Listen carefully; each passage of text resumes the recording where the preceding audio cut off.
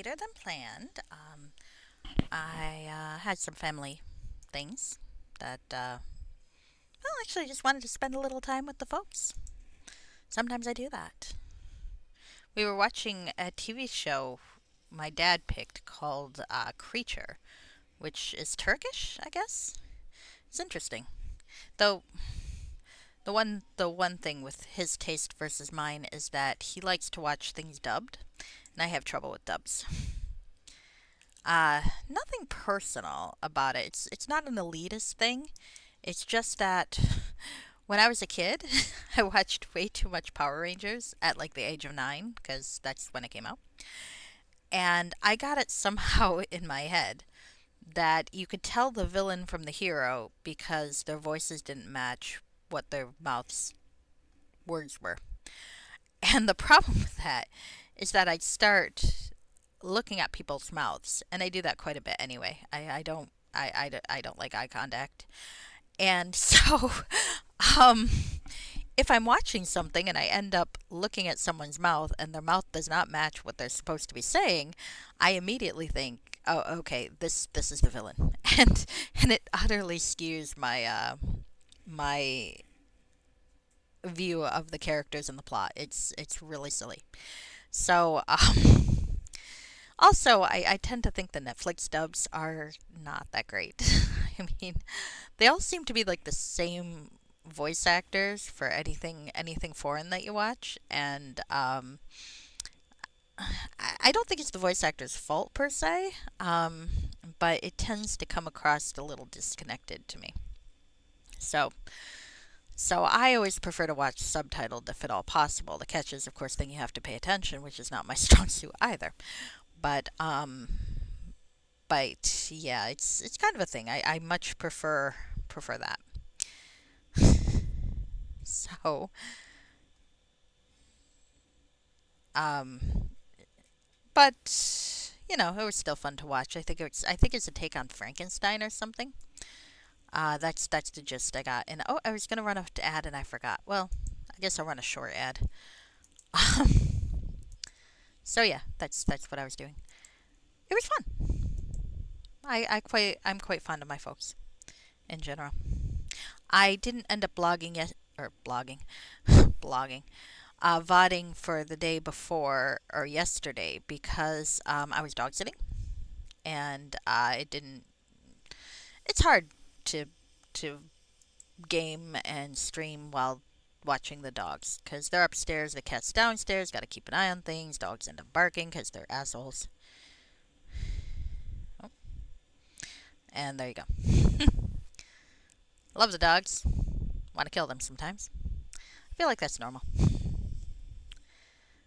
And noticeably, I'm admitting to this sadistic thing about dogs only when my ad is on, unless it's a special treat for YouTube video or my single subscriber.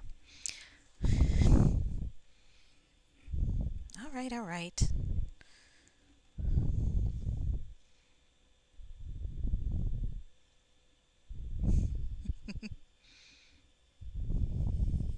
Also, might be finishing up a cell phone game while we wait.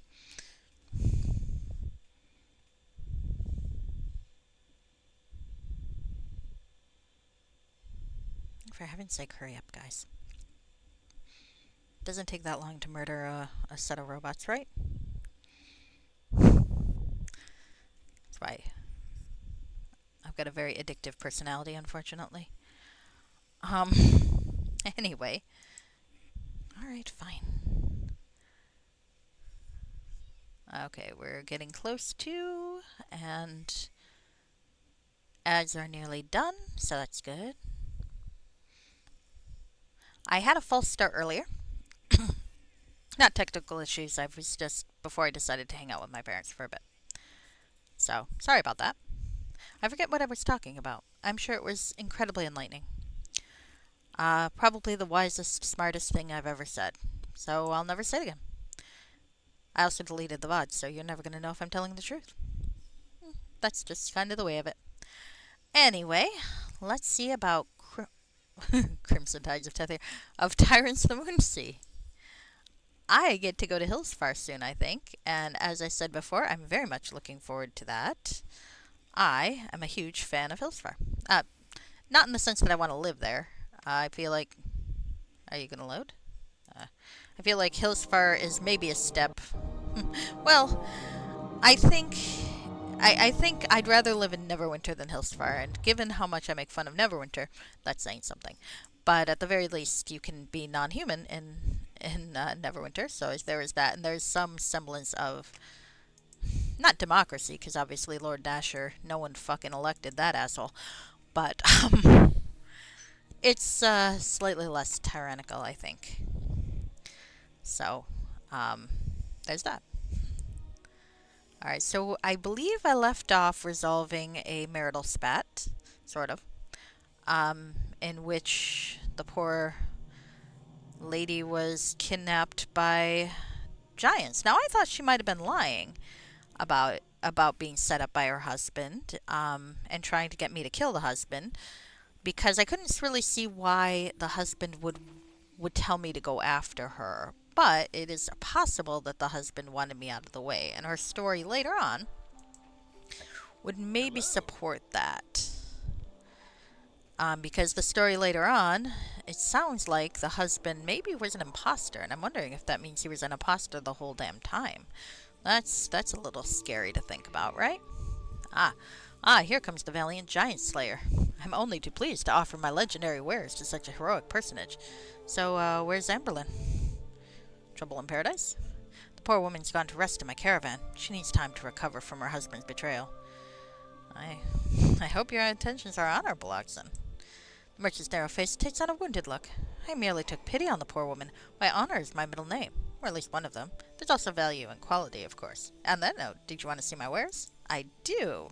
That's music to my ears. The Ogsons have a fine tradition of stocking only the most valuable goods. After all, why bother going through the effort of traveling to the farthest reaches of Faerun just to sell the ordinary and mundane? All right. So I do have a lot of shit. Do I have any shit that I want to sell is the interesting question, I suppose. I can sell some marital aids. I mean, I think Odson might find use of them from the sound of it. What? I can't be the only one who gets weird thoughts about slad tongues. Come on. Probably I am. That's alright. I'm a perv. Like, just because I'm not doing anything doesn't mean the rest of you can't. And, you know, if it's entertaining, I want to hear about it. Alright, Dragon Blood. I don't need a club list too, I think. Cheswick's Dagger, though. That is interesting, isn't it? Polymorph self and true seeing? Once a day. I read this before, but I'll read it again for you. Oh, yes. Cheswick's Dagger is relatively plain, except for the inscription on the blade, which reads hidden but never unseen. What that means is anyone's guess. Despite its unremarkable appearance, the dagger bears a strong enchantment. It grants its wielder the ability to polymorph for a short time. In addition, once per day, the wielder can see invisible creatures. Well, that is pretty nice. And actually, now I can finally put my phone up so I can actually see my chat. Of course, I picked the Arcane Archer for Tyrants. Yeah. Hi, Sparkly Wallflower. Well, Alina was the character I took through Siege of Shadowdale and through Crimson Tides of Tethir. So, since they're all kind of that unofficial trilogy, I know that Alexander or Luke Skull said it doesn't have to be the same character going through all three. But I decided I would keep it the same character. So, here we go. Now, I have to say, I've been doing pretty well, I think, combat-wise. Part of it's because the Arcane Archer is a little bit overpowered, I think. And part of it's because, thanks to Crimson Tides of Tethir, I've got a decent amount of equipment that's possibly a little too high-ranking equipment comparatively. But I'm not going to complain. I won that shit fair and square, and I brought it with me fair and square. If he didn't want me to bring shit in, he should have programmed item skip, right? Coulda, shoulda, woulda. I think I heard that Blades of Netherrealm might have an item strip, though, which makes some sense, because you're gonna have you get a fucking Monty Hall after the original campaign. Rainbow Blade, check it. Look at my pretty swords. None of which I use regularly, because Archer. Alright. We're keeping that because you never know when a death spell might pop up. I'd sell that, but that's the money cap, and I feel like I can sell it for better. Striker I've been tempted to give to Aramuth, and I might still do that. But right now, everybody seems to be doing well, so I don't know if I really want to... some cool stuff here that's all higher than the item cap. Amulets.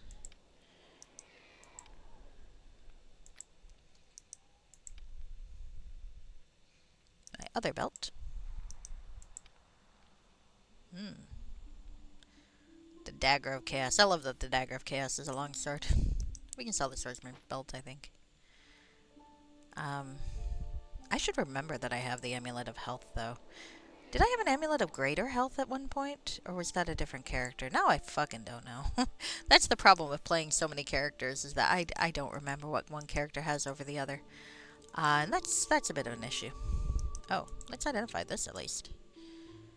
Oh, a Bloodstone double axe. Equipped at great expense, the Bloodstone mercenaries were a company desperate to prove their worth. But fate placed them outside what should have been the defining moment of their careers.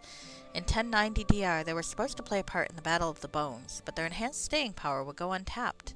Their ship was swamped en route from Tethir. They never made it to port, and the company remains a historical footnote. I gotta love that.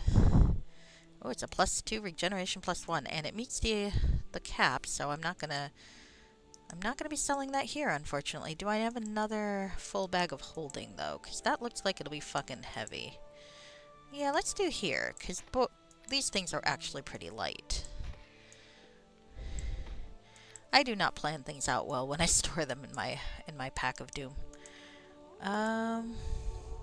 This spear was used by the frost giant Agatha to almost instantly heat her huge cauldron that she used to feed her clan. In Agatha's giant fists, it was less a spear and more an implement of supreme culinary efficiency. So you did well in the start with a cleric, one sorcerer, red dragon disciple. Oh, but your attack was low because you had you had starting equipment from the store. That's fair. I'm sure you made it though in the end. Yeah, I've got my Tides of Tethir stuff. They also say a possibility is to take the Darkness over Daggerford character through it, and I think a lot of folks have done that pretty successfully. I thought about it. We don't need a Zentrum shield. But to be honest with you, I don't know. I feel like Eric the Red is pretty happy where he is. So, actually, do any of you want an... Because I should be trying to army you up. You probably could use one. I mean, I'm not selling my primary ones. Fire resist 20. How does that compare with my other fire resist? Because I want to keep my primary stuff to switch back and forth as needed. But if I have a secondary, then yeah, I wanna give them... Oh, that's an armor +4. I thought I had another one of those. Hold on. I don't remember my own shit.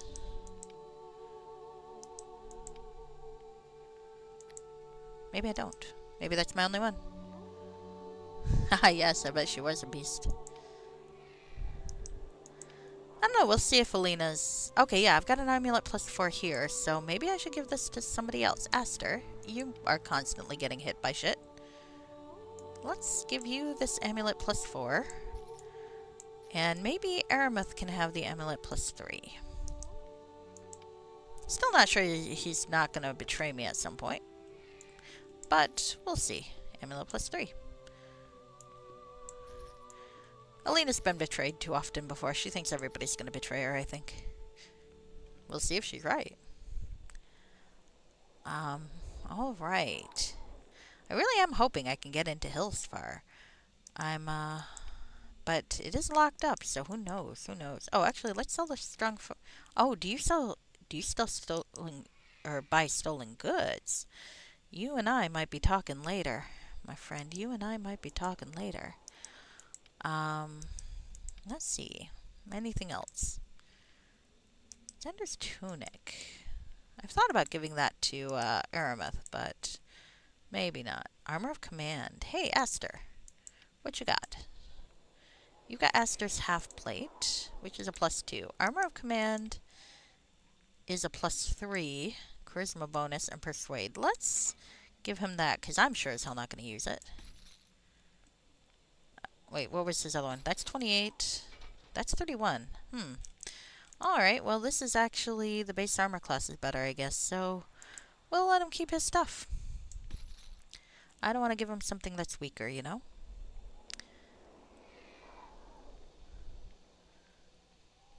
Oh, a halfling strength bonus or strength focus cleric? Interesting, interesting. I like that concept. Eric the Red, my Darkness over Daggerford character, was a halfling. He was a halfling sorcerer that specialized primarily in fire spells. He would have loved one of these amulets. He very much would have. I will say this guy's stuff is not terrible.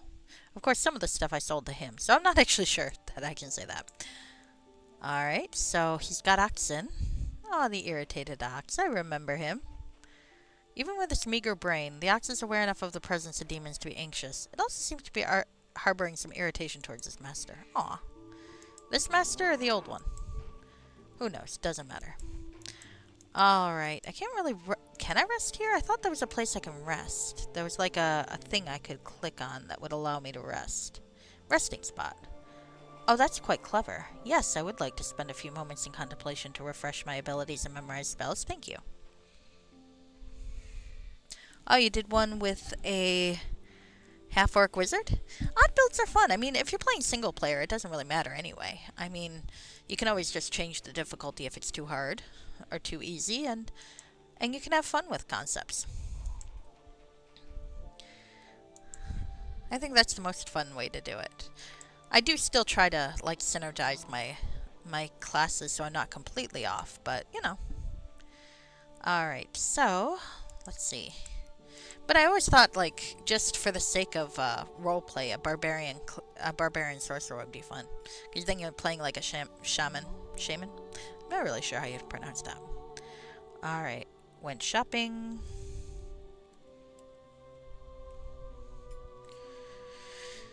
Alright, so, I think maybe, what other, do I have any other quests? Nope. The spoon.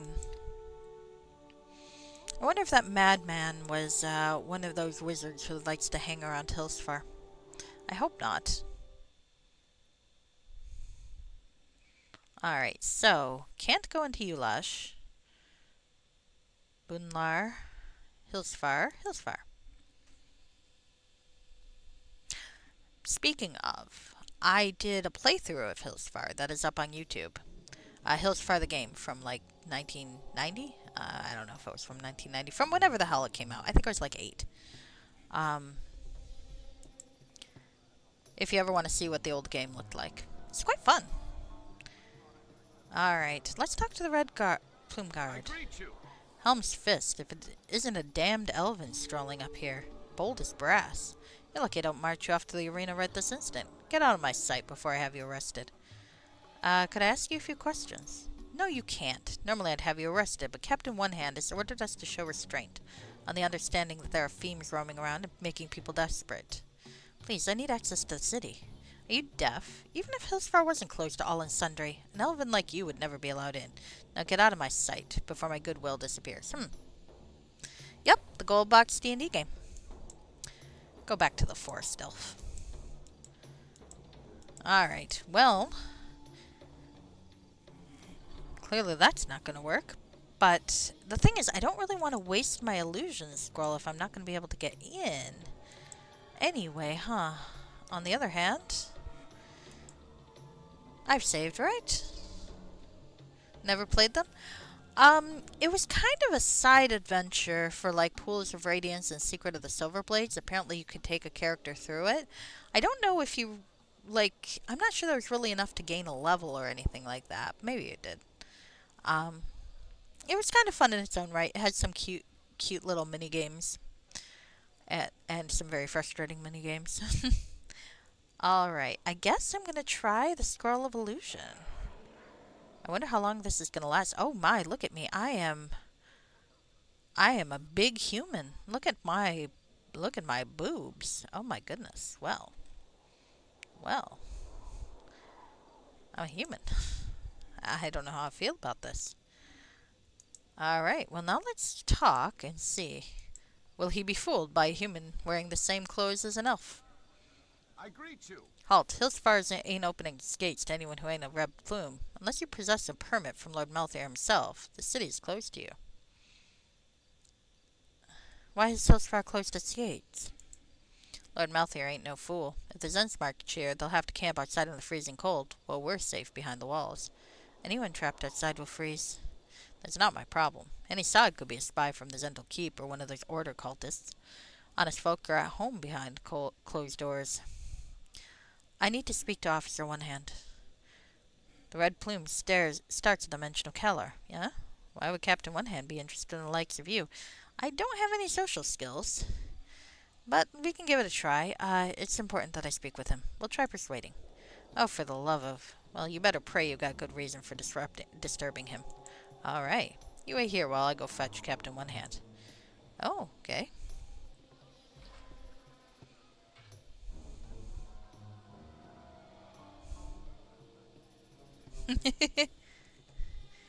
You caught the beginning of yesterday's stream. You were greatly amused by the recollection of Nuku. Oh yeah, all-purpose cat girl Nuku Nuku. I don't remember what the Japanese title is, but I feel like that was the weird English version of the title. Kaler One Hand is a tall, scowling man of middling years. In his right hand he grips a flaming longsword, a magnificent blade that ejects sizzling sparks onto the snow and acts as a penis substitute. Sorry. His left arm ends in a stump, the source of his name. Damn it, what nonsense is this? I'm a busy man. You'll pay for calling me down here, in the freezing cold no less, without good reason. I don't even know who in the nine hells you are. Blood and ashes. Wait, I was sent here. I don't want to hear it. Go get through that gate now before you talk yourself into more trouble. The guard on gate duty sniggers as his officer berates you. One Hand whirls around and yells at the underling, "You guard! The fun is over. Get back to guarding this gate and make sure you do it properly, or I'll have you shoveling snow for the next 10 days." With a fierce shove, One Hand propels you through the gate and into Hillsfire. Oh well, this worked out well. He's a quick one. Did he say blood and ashes? He might have. Is that a notable curse in the Forgotten Realms? I don't think it rings a bell for me, but I'm not really Moonsea, aside from, like I said, playing Goldbox Hillsfire. I'm not really all that familiar with the Moonsea. Anyway, I'm sorry about that. My men are loyal to me, but Malthair has eyes and ears throughout the city. The little show was necessary to avoid drawing suspicion. My companions are still outside the city. I'm afraid I had no choice. Even for me, opening the gates was a risk. The last thing I want is to draw attention to us. You won't be here for very long. In a few hours, you'll be able to resume your journey. I'm sure your friends will wait for you. Oh, it's notable in Wheel of Time. It could be a Wheel of Time reference intentionally. That seems like something Mr. Skull would do, right? Guards seem a little blind. Elf transforms into human in front of the gates, come back to them 2 minutes later in the same clothes. Yeah. Well, maybe I was a human exercising some sort of kink. You know, some folks like a little fake elven to get their juices flowing. I don't know. I don't think they really care. All right. I would like to know more about you. I'd gladly tell you what you wish to know, but later. This isn't the right time or place. We'll draw attention. I'd like to ask some questions about Hillsfire. We'll have plenty of time to talk once we're out of the cold and away from interested ears. Okay, well, tell me what I need to do next. These are dark times. The cult is targeting the Zentrim, but Hillsfire is the most likely outlet for the Black Network's wrath. War looms closer daily. The order needs to be stopped, and soon. There's an inn not far from here, the Diamond in the Dung. There we can speak in private without arousing suspicion. I'll see you there shortly. Oh, and welcome to Hillsfire. Yee. I don't remember the Diamond in the Dung from the game that I played, but I kind of expected that. Diamond in the Dung, Central Market, Titus's Emporium, and Temple District. It's always possible that they remodeled considerably. I mean, with the time of trouble, I'm sure that everything got remodeled. You've arrived in Hillsfire. Kaler One Hand got you into the city, but the gates were locked behind you. For now, you must face whatever Hillsfire brings before resuming your hunt for the Order. And the City of Trade says, Hillsfire is covered in a blanket of snow. Kayla one hand fears it will soon run. Blah. Tongue twister. Kayla one hand fears it will soon run red with blood if war with Gentle Keep breaks out. He's asked you to meet him in the Diamond in the Dung Inn. Ah, for fuck's sake. To discuss your quest to hunt down and defeat the Order. The inn is east of the Central Market. Well, I'm going to explore a little. Because when does an elf like me get to hang around Hillsfar? Even if it doesn't look like I remember. But the journals of Sans Pantalone may have taken some liberties anyway. Let's be honest here. Alright, well let's see who we can talk to. There are a few people with names. Zaltun San, Hillsfar Commoner. We can talk to her. And Brandon Oakhart. The market is almost... Something I can do for Watch you? yourself around the red plumes. Baiting outsiders is one of favorite games. The market is almost empty. The biting cold and threat of war have persuaded most folk to remain in their homes. An exotic-looking mage... Oh, fuck. And a solemn druid glare at each other across the square. Oh my. Well, let's talk... I'm guessing Oakhart is the druid. That would be funny if it were the reverse. Let's talk to him first. I'm an elf, after all. And I think I'm a wood elf. Well met, Wanderer. It's good to see another stranger in the city, aside from that red wizard over there. Oh, well, yeah, that would do it. I'm Brandon Oakhart, druid of the Tree Father, Sylvanus. Well, tell me about Sylvanus. Not that... I feel like I would know. But... I like to hear what they have to say. Sylvanus is the god of nature. I am but one of a score of druids in Cormanthor, dedicated to serving the Tree Father. We worship him by tending the forest and its wildlife, and making sure the impact of civilization is kept to a minimum. Let me ask something else. Of course, what do you want to know? What do you know about that red wizard? In truth, I barely paid attention to him. He was here when I arrived. He claims to be a merchant, but like all red wizards, he is arrogant, self-absorbed, and interested only in increasing his own wealth and power. Well, let's ask something else. What's the druid doing in Hillsfar?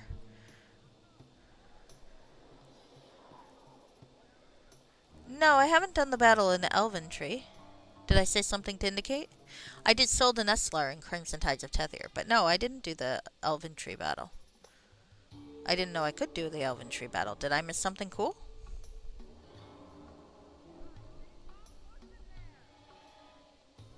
Shit. Did I miss... Should I not have come to Hillsfar yet? Goodness. Now I'm worried. I don't like missing things. You caught me pretty much at the start. This is my third day. I didn't do anything in the Elventree. I think. I hope. Okay. Thank you, Rashke. Oh, that's okay. It's easy to get things mixed up. Battles I did. I fought a dragon on the Shind Road in the valley. I fought some giants, rescuing a lady. Fought some cultists in the original town Vunlar. And fought some undead underneath the town. That's what I remember so far. So, okay. As long as I didn't miss it. I don't mind doing it later. Or doing it in a different order. But I don't like missing things. It annoys me. Alright. Anyway, what's the druid doing in Hillsfar? Normally I would stay as far from this place as possible. Its ruler is a ruthless tyrant who cares nothing for the natural order of things, only for furthering his own power. Oh, you thought Hillsfar was much further ahead? Maybe it is. Who knows? Who knows? But if I remember the map, for what it's worth, Hillsfar is a little bit west of the Elventree, and the Elventree is a little past it, which surprised me, because I thought, from the sound of it, the Elventree would be more in Zent territory than Hillsfar territory, but perhaps not. Because I looked at a map and saw where it was. Alright. Right, furthering his own power, yeah. 10 days ago I was attacked near the edge of Cormanthor Forest by demons. They chased me to the very walls of the city. My direwolf companion, Cassius, bought me time to escape, at the cost of his life. I had no choice but to seek temporary shelter here. Tell me about Cassius. He was a loyal friend to me for many years. He fought fiercely despite being outnumbered.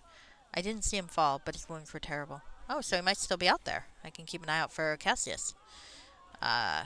Keep an eye out for Cassius. Let's see.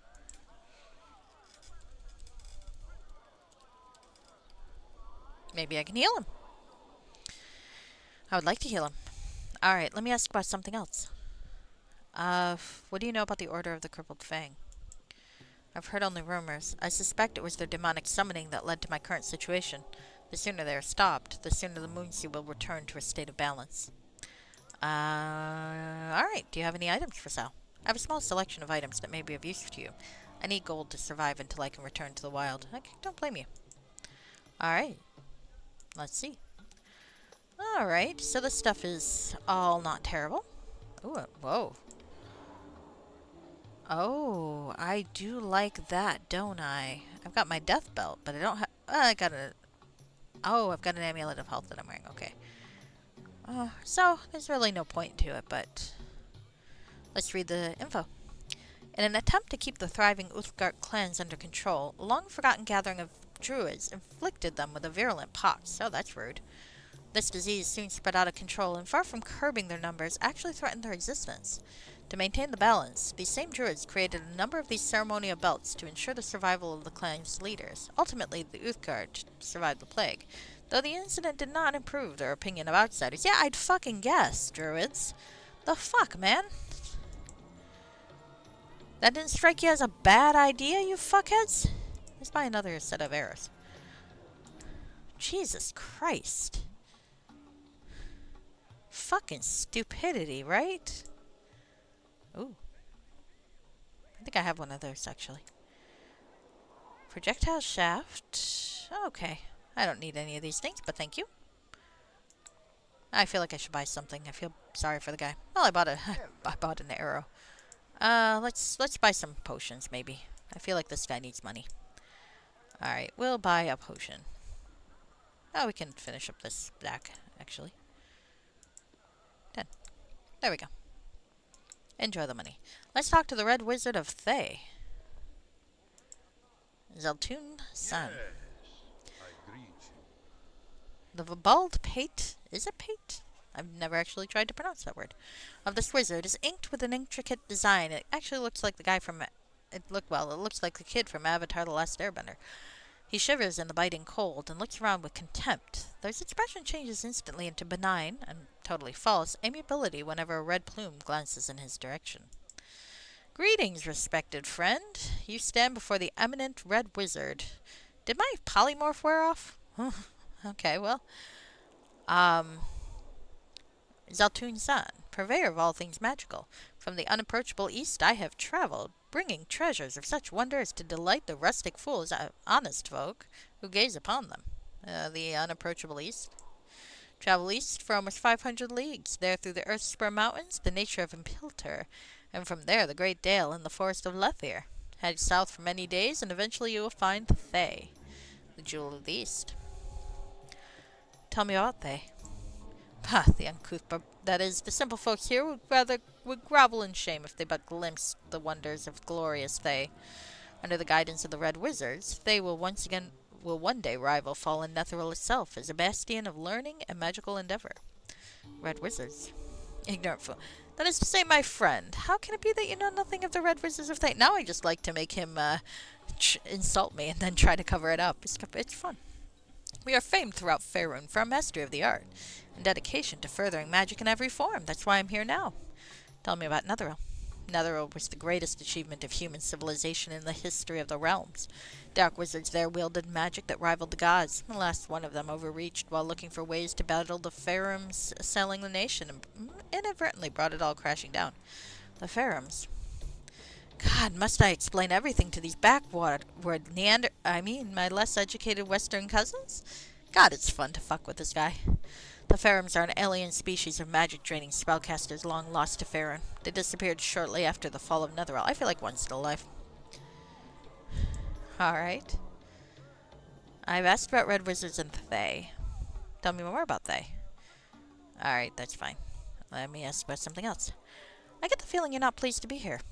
Good friend, what could cause you to make such an erroneous judgment? Between the invigorating cold and the refreshingly rustic, ignorant, stupid people of this fine land, I could scarcely be happier. Yes, indeed. Alright. What do you know about the Order of the Crippled Fang? a little beyond rumors of them stirring up Zental Keep for war.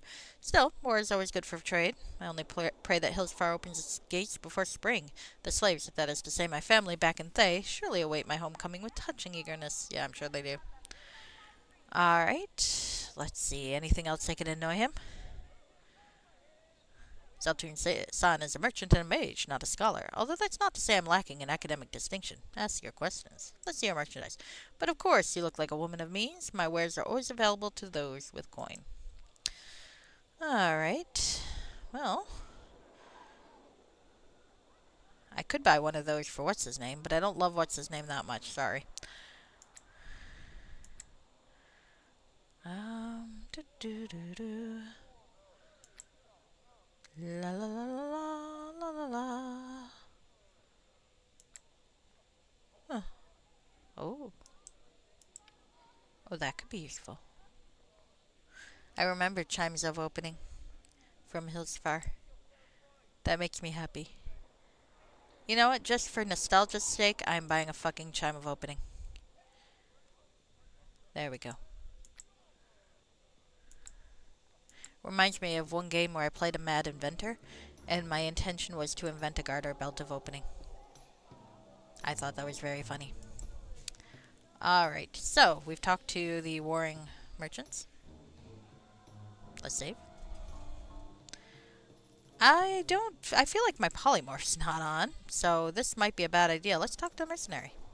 I greet you. What the abyss do you want? Don't disturb a red plume on duty. I greet you. That crazy cook Wok is on the prowl.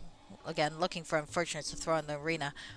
Oh, I bet he's the spoon guy. Something I can do for you. It's a cold day out to be out on the streets. Greetings. Yeah, you're not wrong. Alright, well, are there doors we can open and look in?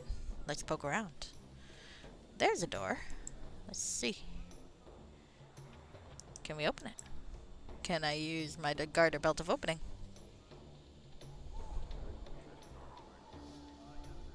The chastity belt never had a chance? No. Specific key required, too bad.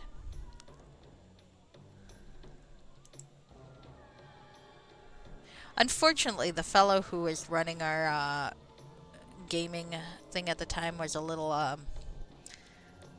he's a little on the fundamental Christian side. So, needless to say, I never got to invent my garter belt of opening, even though I clearly had the stats for it. I wouldn't have done anything. He also wouldn't let me have a Mobius box there, so it might not have been religious in his reasoning. But like the Mobius box, the idea behind a Mobius box is like a Mobius strip. There's only one side to a Mobius strip. Well, in a Mobius box, there's only one side to the box. There's no outside or inside, just one side. But he wouldn't let me invent that either. I think he had a dearth of imagination, to be perfectly honest with you. So let's talk to Titus and his Emporium. There's Titus. This looks like an emporium. Nothing really to steal, so let's talk to him. Hello. This merchant dresses smartly, and his handsome face and quick smile make him appear younger than he is. His voice is smooth and genial. It's always a pleasure to see one of your persuasion in my little establishment. He knows what I am. I'm Titus. Tell me, friend, were you looking for leather, wood, or another fabric? Perhaps you're after something a little more, exotic? Oh, exotic, what do you mean? Well, you know, tools of the trade and whatnot. I'm certain that one of your profession is often in need of items that come in handy during, dare I say, your adventures? You sell adventuring gear. The merchant flashes another smile. Yeah, I do. I know a few folk in the adventuring trade. Wasn't it myself before my leg went bad? Did you take an arrow to the knee? His lordship Malthair does not approve of adventurers or those who cater to them, so I try to be discreet. Well, alright. Can I ask you some questions?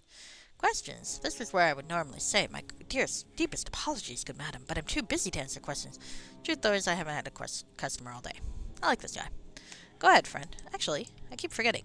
The smartly dressed, dapper merchant has a quick grin and a mischievous glint in his eye. Titus is known as an honest fence that does a secret and thriving trade with adventurers. Although the authorities are aware, he pays enough in bribes to avoid the rough side of the law. So far, at least. Seems a risky trade. I'd like to talk about Hillsfar. What do you want to know? Tell me about the arena. The arena is Malthier's pride and joy. Like all good tyrants, his lordship enjoys nothing more than senseless brutality carried out in the name of justice. Did I say justice? I meant entertainment. We're all the non-human races. Malthier hates non-humans to the core of his being. It could be considered an amusing character trait were it not for the hundreds of innocents that have died simply for the crime of being not human. Why are the city gates locked? The last thing Malthier wants is with this talk of war is spies from the Black Network worming their way into the city. He's preparing Hilsfar in the event of war with Zental Keep. There have also been rumors, spoken only in whispers, of red plumes going missing. Not just any red plumes, but hardened veterans that have been with the company for years. How this fits in with everything else, I don't know, but I suspect it can't be good. Oh, that's interesting. Disappearing red plumes. You know, I don't have a theory about that. Why is business so bad?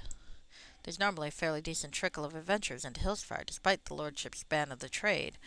But with Hillsfire under lock and key, my customers have dried up. I'd like to ask you about someone. Who would you not like to know about? Well, tell me about yourself. I was once an adventurer of no small renown in these parts. I stole from the rich and gave to the poor, or at least less rich.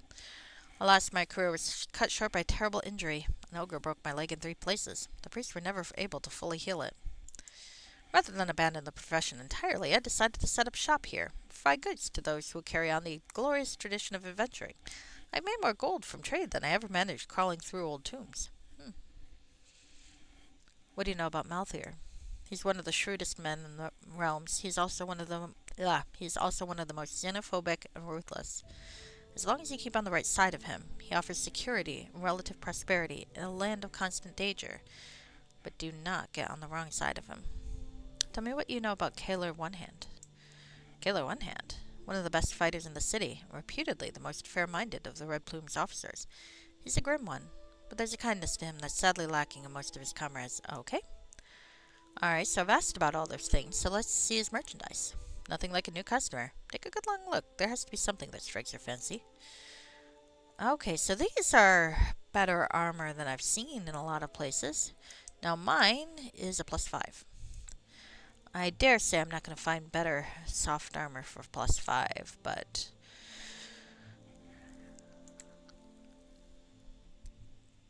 some arrows +2. It might not be a bad idea to buy a little bit umpier arrows. That said, I'd rather not use them willy-nilly, so I'm going to put them in a bag. Or not. There. Ooh, bastards are +3. I do like the look of bastard swords. One day I'm going to play a character that uses exotic weaponry. I just hate wasting a feat, you know? It's like exotic weaponry is cool, but is it cool enough to waste a feat on? Well, maybe if I'm playing a human. You get the extra feat anyway. Some bags. It looks like he's mostly got kind of the same thing as Ogson.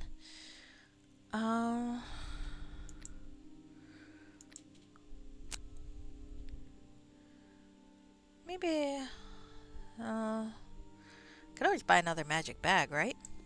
Who doesn't need another magic bag? There we go. I feel sorry for this guy, so I want to make sure he has some money. Okay. Alina bought another purse. He's gonna have like an Imelda Marcos closet of purses.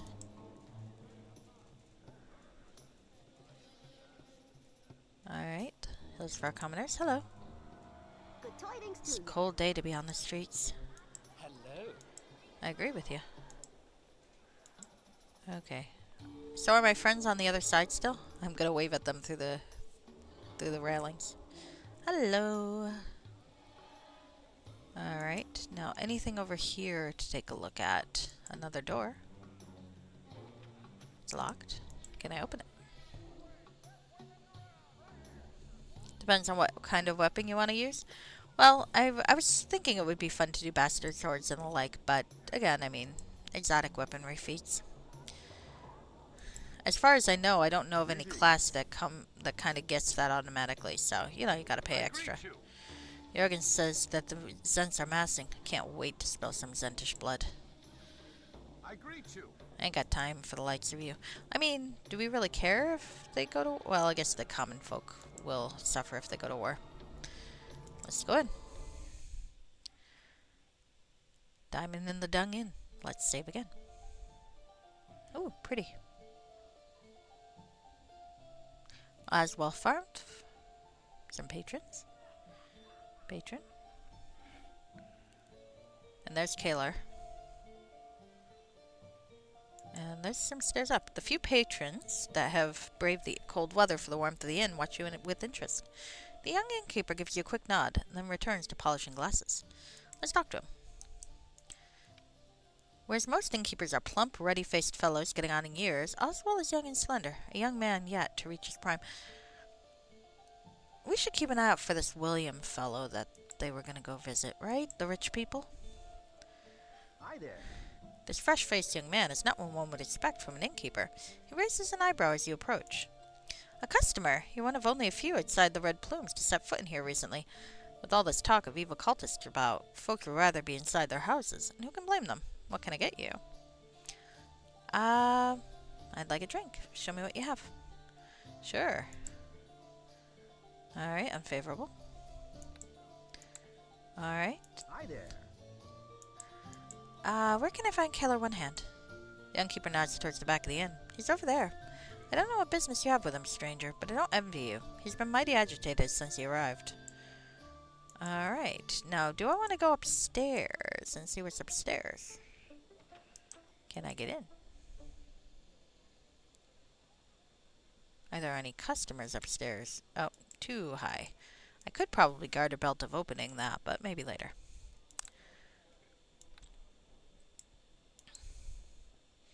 I mostly bought the chime of opening for a souvenir. Alright, so let's talk to Kalar One Hand. Hello, Kalar. Well met. Kalar looks around quickly as you approach, beckoning you to the corner of the inn. We should be safe here. You can never exercise too much caution while it's in Hillsfar. Remember that. Malthair has eyes and ears throughout the city. The Rogues Guild reports directly to him. Ooh. I wonder if Sons Pantaloon did. Back when he was a rogue. Perhaps he did. Most rogue guilds operate outside authorities. The previous leader of the guild held the same view. Ah, probably not then. He quickly disappeared. His successor wisely chose to reconsider the guild's position. I'd like to know more about you, Keller. I was born on a farm, tilling the fields till my 17th year, when my family were butchered by a group of orcs from the citadel of the Raven. I killed them all, though I lost my hand. In spite of that, the Red Plumes of Hillsfar hired me. A few years later, Malthair seized the city. Captain Jorgen decided to back him, and so the Red Plumes became another tool of the Tyrant of Hillsfar. Tell me about Captain Jorgen. He was a great warrior, still is, through the years of slowing him. Jorgen gave me the chance to prove myself in the Red Plumes. His disposition has soured since, but I'll always be grateful to him. Tell me how you came to know Charlene. Keller goes silent a moment, remembering events many years past. She was a young lass when he first set eyes on her. Her father had just been taken by a group of Red Plumes, a group of which I was part. Oh. Malthair had issued a death sentence for any non-human that remained in the Hillsfar. I smuggled Charlene and her mother out of the city before my fellows slaughtered them. It was already too late to save her father. In the years that followed, I swore I would never allow such tragedy again. I resolved to rid Hillsfar of Malthair. Ooh, that's ambitious. I kept in touch with Charlene. We were never more than friends, but I grew to love her. Tell me about Malthair. He succeeded in making Hillsfar the most powerful city in the Moonsea, when many predicted it would fall to the Zentrum or the Blades of Mulmester. He's not an evil man. No, he's worse. Malthair cares not for evil or cruelty. He takes no pleasure in suffering, yet he would exterminate an entire population in an instant if he felt it threatened Hillsfar's prosperity. Manchun may be more powerful, Lord Fazul more infamous, but Malthair is the most ruthless man in the Moonsea. Well, it sounds pretty evil to me. Let's ask something else. As you wish, but make it brief. We can't be seen talking together for so long. I have some questions about Hillsfar. Ask. What are the most important locations? Titus's Emporium sells all manner of goods. The Vault of Swords is one of the largest temples of Tempest in the realms. However, the arena is Hillsfar's most famous landmark. Tell me about the Red Plumes.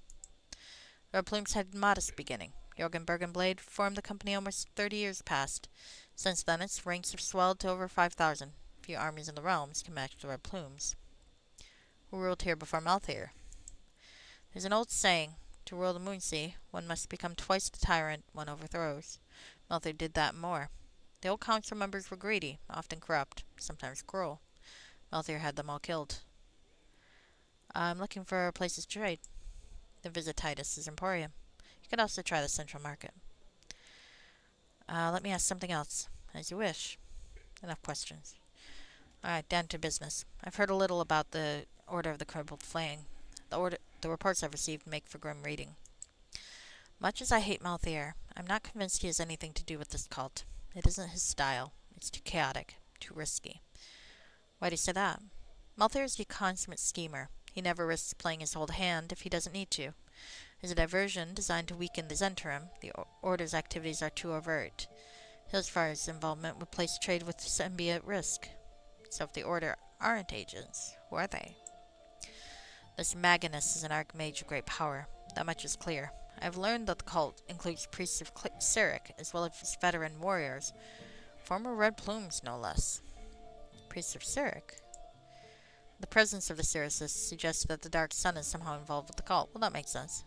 Perhaps the Order is an offshoot of the Church of Cyric. Their chaotic actions are more keeping with the Prince of Lies than Malthair. Why would Red Plumes join a cult? It makes no sense. Even Malthair couldn't arrange for men and women to abandon their families and join some violent order. Over 100 have recently deserted. That's several patrol groups. Do you know anything more about Maginus? Whoever he is, he's kept his presence a secret for many years. From the scattered reports I've received, he wields magic that few, even Malthair, could hope to match. I doubt a mage of such power would agree to do the bidding of another. Can you direct me to where they're hiding out? I've received several reports of murders near Alventree, just outside the Corminthor Forest. I believe the Order of the Crippled Fang is holed up there. Oh, Alventree. There you go. The vast wilderness is the perfect place to hide. Then Alventree is where I'm heading. Well, then tell me more about Alventree. It's a small village on the edge of Corminthor, home to elves, half-elves, rangers, and druids. Malthair would dearly love to send the Red Plumes to raise it, but the Dallarans would be up in arms the instant if he made such an attempt. What about Corminthor? Corminthor is the largest forest in northern Faerun. No man, woman, or beast knows all its dark secrets. Assuming the Order is acting alone, they would need a constant source of food, such as the forest might supply. Anything else? There's a drow in the forest, but few so close to the border. It makes sense to assume the murders were the work of the Order. A drow. I'd like to think he's Vezran, but it's probably not. My contact in Alventree would know more. Vezran probably visited him, though. Serving Faerun. Then Alventree's where I'm headed. Whatever you decide to do, there's a small task you need to perform before you can leave Hillsfar. What's the task? You better make sure you have everything you need. I don't want you to do this before you're fully prepared. Well, I'm ready. Keller looks at you. For a moment you see something strange in his eyes. Regret? Suddenly he whistles. A large group of red plumes burst in. A familiar, crazed face at their head. Oh dear.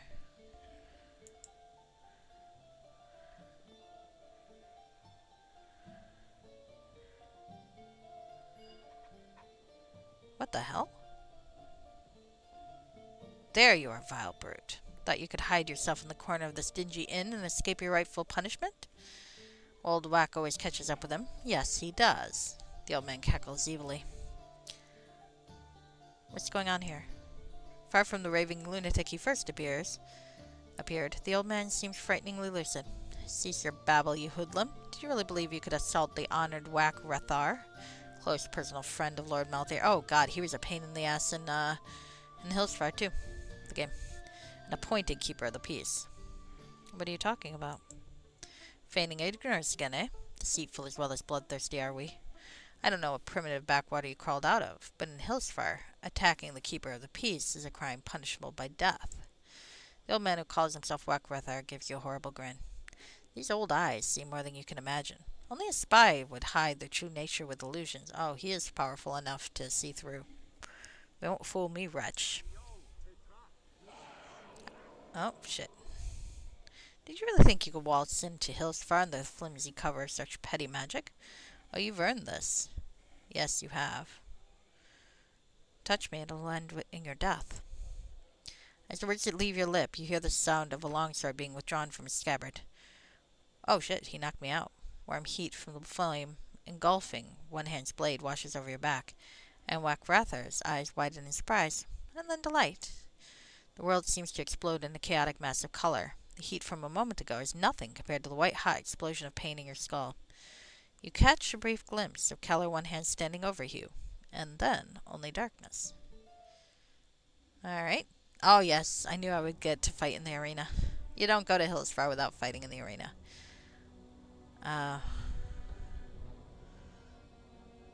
Okay. That was a nasty head wound. I'm glad I could treat it before any. Can you hear it okay? Or should I turn it up a little? So, this is the one they're all talking about. Apparently, One Hand himself signed the arrest warrant. No, I gotta get out somehow. They're waking up.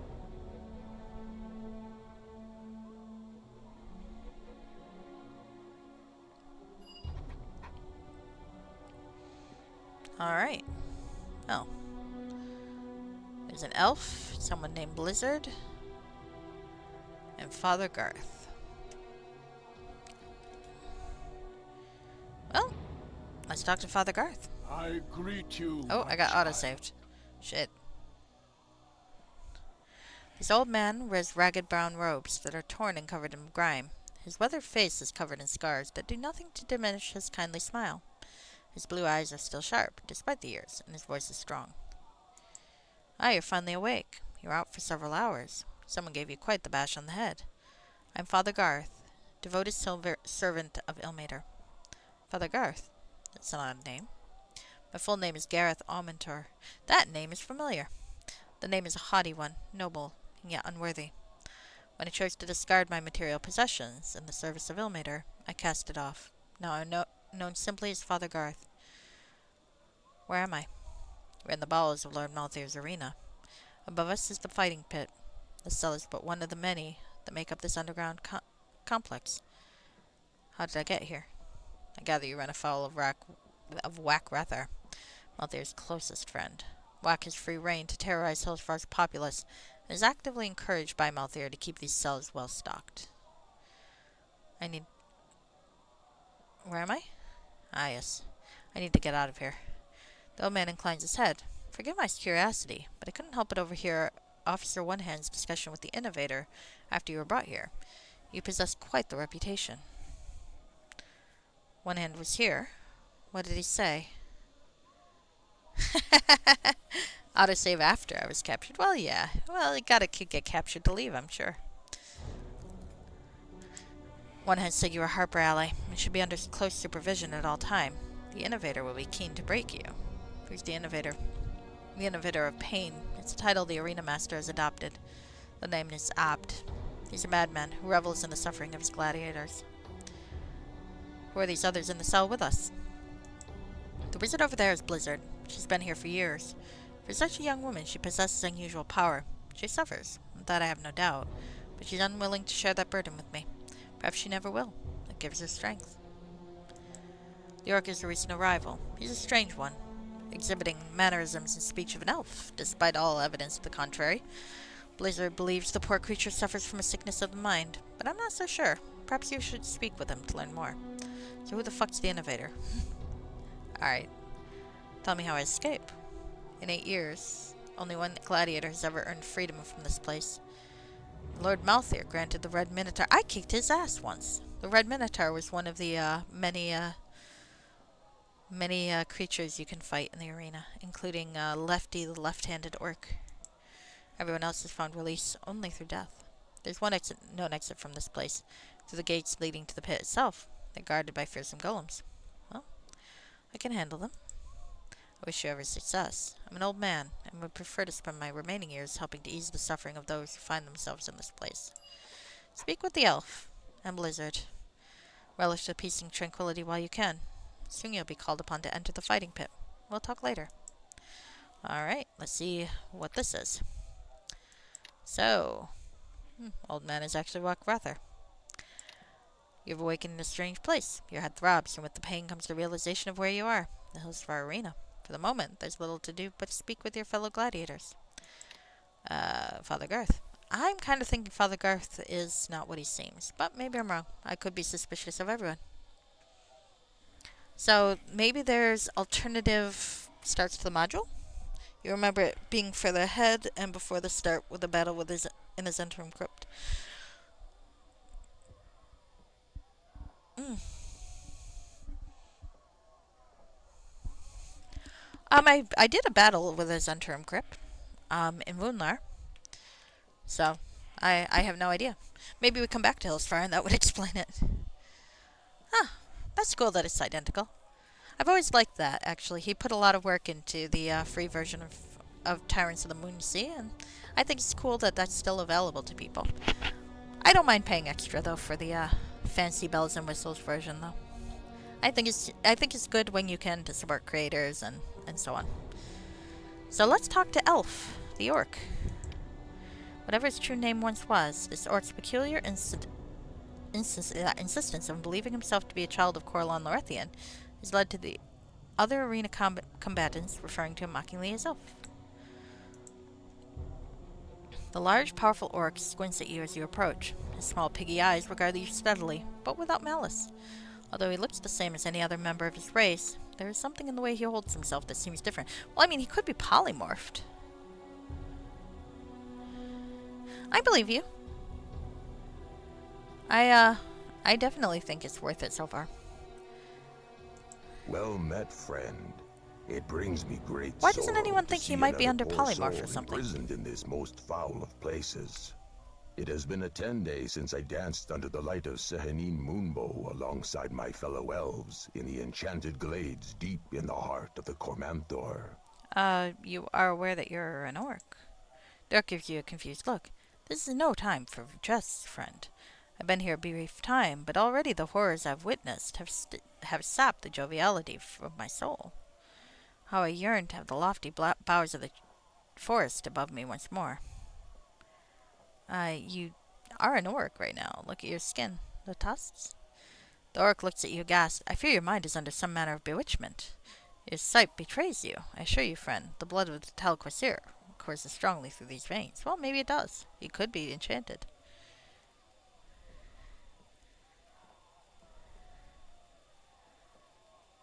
Unless he could be polymorphed and not realize it. Or an illusion. The fights in the arena are fun. That's good. We'll see if I can make it. I'm not very good at fighting, as I'm sure you've seen by now. Let me ask you some questions. In this lonely place, the voice of another civilized being is a gift to be treasured. He does speak differently than an orc. I could believe he's an elf. Or he could be the one good orc. It always bugged me, in like the Drizzt books, especially the early ones, when there'd be like other evil races. And the books would just kind of uncritically portray that. Like, they'd be fighting Duergar, and Canterbury would use her bow and mow down like 40 of them. But then she'd be upset that she killed a human in self-defense. And it's like, really? You just killed 40 people. And I mean, granted, it was also self-defense there too. I'm not saying she shouldn't feel bad or she shouldn't feel okay with self-defense, but it's like, why is the human better? And I mean, this is a book about a good drow, right? So shouldn't we wonder if there might be a good Duergar somewhere? Or like when in Sojourn, Drizzt tricks Hephaestus the dragon, and he's a black dragon, so he's evil. But it's like, oh, sorry, a red dragon. But it's like everything they say about him, he actually has an arrangement with the town. He does some sort of metal melting for the town for money. Occasionally he eats a mouthy merchant. But for the most part, he's pretty peaceful. And you're like, okay, well, is he evil then? And I mean, it's understandable. You know, Drizzt doesn't want to take the risk with his vulnerable friends, doesn't want to get them eaten. So he takes the route of tricking the dragon into melting most of his stuff and making him very sad. And it's like, okay, but I mean, do you wonder if maybe there might be a possibility of a non-evil red dragon? I mean, yeah, chromatic dragons, etc., but up until that point in the setting, all drow were evil too. And Drista's not evil. So it just kind of bugs me that there's, in the earliest books at least, there's no real criticism of the idea. So one of the things I do like about current D&D is that they have moved away from the always chaotic evil races. I think it's better to not have that. I think sometimes the execution for why so many of them are evil is a little clumsy, but still, I do like that there's folks are at least talking about the possibility of more exceptions. All right. So what's your name? My name. I fear I can't remember. The others have taken to calling me Elf on account of my race. Something must have happened to have robbed me of my memory. I can't remember what. Well, he's definitely more eloquent than the average orc. How did you end up here? I was taken captive by red plumes just outside Cormanthor. I heard the sounds of violence, then I left the forest to investigate. There I found a wolf ravaged by his injuries, his blood spilling onto the snow. I spent several hours Oh, Cassius! Before I could return to the forest, a patrol of red plumes chanced upon me. They surrounded me, and although I have some skills with my swords, there were too many. They clapped me in irons and brought me here. I want to ask about someone. Of course, I've only been here a short time, but I know a little of the folk here. Tell me about Father Garth. He's a great man, a bastion of virtue in this pit of corruption. It is said that he never fights back when he's thrown into the pit, but he would rather honor his god and absorb the suffering than fight back and break the tenets of his faith. So how is he still alive? What do you know about Blizzard? She's a quiet, intense woman, keeps to herself. I haven't spoken with her at length, but I've heard tales of her deeds in the pit. We could have a worse cellmate than Blizzard. Alright, well, tell me about the Arena Master. The orc grips his hilts of his sword and snarls. The innovator of pain, a human of unbelievable cruelty. His dedication to the pursuit of torture and suffering rivals that of any priest of Loviatar. Truly, he's a monster made human. Alright, well, let's talk about something else. Farewell. Fairly well. May Corlon Lorthian watch over you in the trials ahead.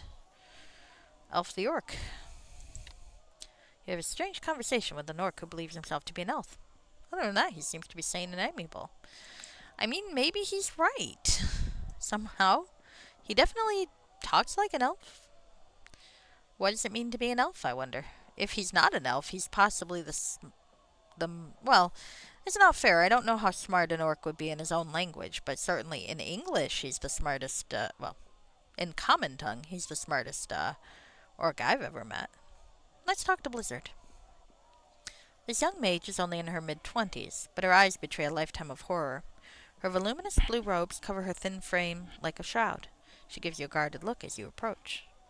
Another one of Wax's victims. Yes, my commiserations. If I ever get free of this place, I'll hunt down the sadistic old monster and make him answer for every crime he's ever committed. Who are you? I am Blizzard. It's not the name I was born with, but it fits well enough. I've been here 4 years. Killed more times than I can remember. Oh, they must resurrect her. How did you end up in the arena? It's a long story. Not all in Hillsfire are happy to suffer under the fist of a tyrant. The resistance group, which I was a part of, was betrayed. They all dead now, save for me. I want to ask about someone. Who do you wish to talk about? Who's Father Garth? He's one of the few that has been here longer than me. He refuses to fight in the pit, preferring to absorb the blows that pummel his frail body. Why is he still alive? He survives because the Arena Master, the innovator of pain, will not see him die before he's broken him. And he's a front to all that is good. The innovator of pain is a sadist. Malthier once offered him a generous retirement as a reward for his stewardship of the arena. The innovator refused. He prefers to remain and carry on inflicting cruelty and death. It's what defines his wretched life. What do you know about the orc? You mean elf? He was brought in recently. He claims to be an elf from the Cormanthor forest, but he doesn't even remember his name. At first I thought he was suffering under some kind of curse. After numerous magical experiments, I've concluded that he is, in fact, an orc. An unusually intelligent one, and a fighter of no small skill. He slew a Tanaruk in single combat on only his second day here. Perhaps he has some illness of the mind. Maybe it's a reincarnation thing? Tell me more about the Arena Master. The innovator of pain, he's evil to the core. A man who could educate the legions of the Abyss in the arts of torture. You'll meet him soon enough. Do you know anything about Kaler One Hand? Kaler is the red plume who brought you here, no? I caught but a glimpse of him through the bars of the cell door. Once he was known as a good soldier. No doubt his spirit has darkened since. Help me escape this place. If I knew how, I wouldn't be here. There must be hidden exits, but none of the gladiators are privy to them. I once swore I would never surrender, that I would survive and grow in power until I was strong enough to break free. I'm beginning to doubt that will ever happen. Alright. Farewell. The young wizard regards you with his level gaze. You are powerful, Alina. There hasn't been a hero as famous as you here before. Your arrival has given me fresh hope. Okay. Well, Blizzard. I've spoken with an angry young mage calling herself Blizzard. Despite her relative youth, she appears to have suffered many horrors, though she still holds out hope that someday she will escape. She may prove to be a useful ally. Well, I like these guys. They're neat. Alright, so. Have I met some friends?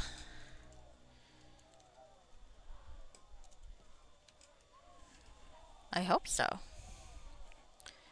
Alright, so my guess is to trigger the next part, I probably should poke at the gate. The cell door shoots up, and somebody calls your name from the other side. Oh, well. I guess it's time.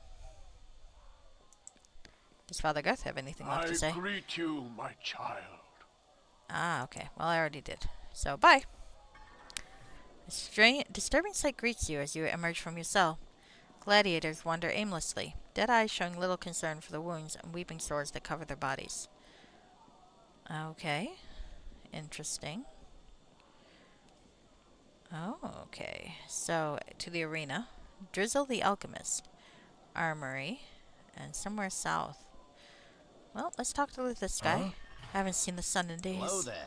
I should never have ventured so close to human lines. Oh, crap, he came to me. The terrible visage of the arena master bears down on you as he approaches from behind his great oaken desk. Firelight reflects off his red skull mask, bathing him in an aura of crimson. His voice is unsettling, a sinister whisper that sets your teeth on edge. I've heard so much about you. Kaelor One Hand claims you are too dangerous to be allowed the freedom of the complex like these other gladiators. The sound of their misery is a That guy's song barely that dressed. soothes my Is that a soul. codpiece? I'm impressed if so. This guy's not very subtle. He's a tall, lithe man of a certain age. His long, flowing robes cloak his figure, and he hides his face behind a red skull mask. Despite his palpable evil, the innovator has an undeniable charisma. You are strong. I anticipate the most enjoyable time breaking you. And I will break you. For I am the innovator of pain. Let's play stupid. What do you mean break me? The complete degradation of the self is more enjoyable to behold when the deterioration is gradual. First I will destroy your body. Then I shall break your spirits. Before too long, you will beg for death. I don't think so. For the moment, however, I wish to establish the extent of your skills. Very soon you shall pass through the gates and engage in a bloody fight to the death for the entertainment of the arena veterans. I'll remain silent to this one. I learned long ago that the gladiator's capacity for taking damage is lamentably low. A broken arm, a fractured leg, these can end the fight prematurely, robbing our patrons of an entertaining show. Thus, I designed a solution. There is an alchemist who will provide you with healing drafts through the east door. You are also permitted to select 2 other potions of varying effect, all for the purposes of entertainment and unpredictability. You understand? Who is this alchemist? You wish to know more of the alchemist? Ask him yourself. Okay. This complex also contains an armory stocked with instruments designed to inflict as much brutality as physically possible. As you already appear well equipped, I doubt Please you tell will me I can find kill much this of guy. use in there. Your first opponent is a Tanarok fiend. Prepare yourself and return to me when you have the potions and weapons you require. Do not hurry. The fight is due to start shortly. Do not think to escape. I will have my golems tear off a limb. I'll leave. I don't know. Can I take this guy? He's very difficult, but that's not undoable. So a Tanaruk. Okay. So let's see what there is to see. Alright. You can see something isn't right with the drow elf in this room. Most of his face seems to be missing. Are you Elton Devere? Drizzle the alchemist. What do you want? Ghastly sight greets you as you set eyes upon the alchemist. From his size and skin tone, you gather the self is a drow. His face, however, is a melted ruin. While his eyes are normal, the rest of the drow's face is a scarred, seeping mess. Bitter old drow is responsible for manufacturing the potions. Ugh. Okay. Have a good look. Get it out of the way. You'll be seeing plenty more of me before you're done here. Who are you? Once I was Various Mizreth, noble son of the House Mizreth, of the drow city of Chednasad. Now I'm simply Drizzle the Alchemist. I create potions for the gladiators in this accursed place. Why are you called Drizzle? It's a nickname given in mockery of another of my kind. Alas, that drow has enjoyed far greater fortunes on the surface than I have. How did you end up here? I was one of a small party from Chednasad sent to investigate trade opportunities on the surface. The Zentarim, with whom we were negotiating, betrayed us. Most of us died on the journey through the Anorak. They strapped us to the wagons and left us to burn in the sun. We were ambushed by a red plume patrol before we made it to Zental Keep. I was brought here to fight for the amusement of the Hillshrine nobility. My combat prowess is lacking. The Innovator of Pain chose to put my skill to a different use. The Innovator allows the use of potions. All for the purposes of entertainment, you understand. The security here is such that even a fully equipped no gladiator could escape. The Innovator of Pain is a monster, his title well earned. Malthair is appreciative of his efforts in making the Hillsfire Arena the greatest spectacle in the city. Perhaps the entire Moonsea. Alright. You have little time. What happened to your face? When I was first brought here, the Innovator of Pain tied me down and injected my face with manticore venom. I was fortunate to survive, though in retrospect, perhaps death would have been kinder. Alright, well I want to ask about someone. Which of these doomed souls pique your interest? Who's Father Garth? Hild priest? He never comes to me for potions. He's a powerful priest of Ilmater. Likely has no need for my services. But that's not the only reason. He chooses to suffer out of some foolish desire for martyrdom. What about the orc? Elf. A confused creature. He's only been here a brief time, and I have not deigned to converse with him. What kind of fool would actually want to believe itself a surface elf? Blizzard. Powerful one. She may be my match in intellect. Still, she's rash. I have a feeling the Innovator has something terrible planned for her. And the Innovator? Look at my face. However repulsive you find it, it pales in comparison with the foulness of that one's soul. I dream of his death nightly, but I also believe that none have the power or the means to bring it about. Ooh, that sounds good. So subtle a reference. Yep. But I mean, it makes some sense. They probably don't like Drist very much, would they? Let's talk about something else. Alright, I'd like some potions. Well, I got some critical wounds. I don't think I need any of these. I don't need any more. Arrogant enough to believe yourself above the need of such things. You'll learn. I got plenty. Farewell. Horrific though my visage may be, pray you see it again. If not, that means you're dead. Alright. Anything I can steal or investigate around here? Nope. Okay. Well, that's interesting.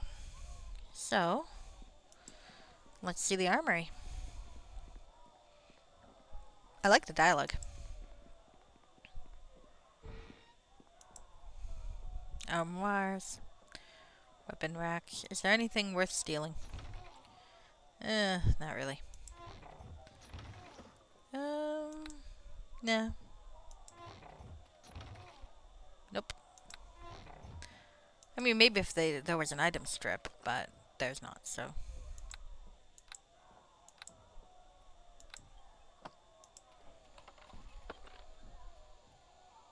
I think I've got an invisibility potion, don't I? Maybe I don't. Well, we'll see. We'll try it out beforehand, and if I need Oh, yep, I do. I've got 10. I think I'm okay. But, due to your recommendation, I'm going to put them here so that I can use them if I remember I have them. I give it like 4 attempts and deaths before I remember I have them, let's be honest here. But, you know, it happens. Alright. Well, yeah, here's right. There's nothing here I really particularly want. Or want to keep from somebody else.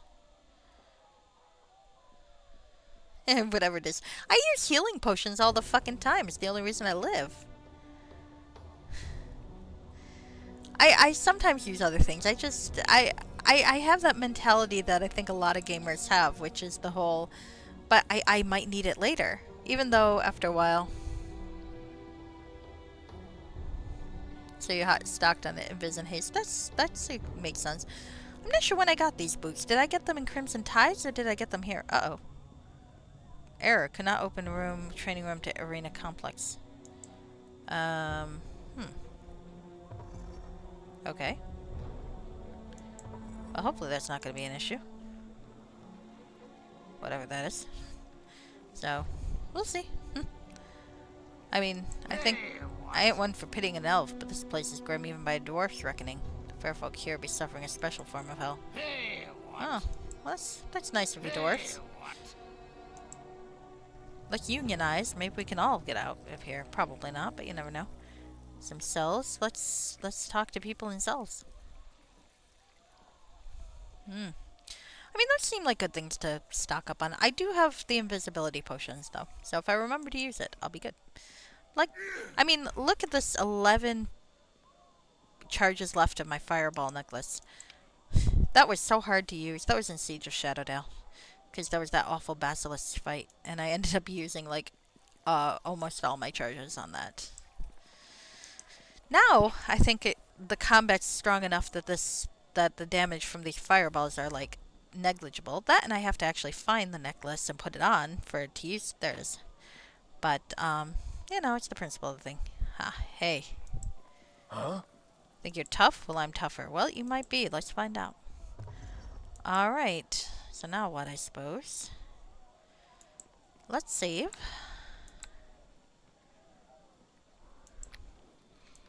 I still think the voice they had for Artemis and Triri was sexy, man.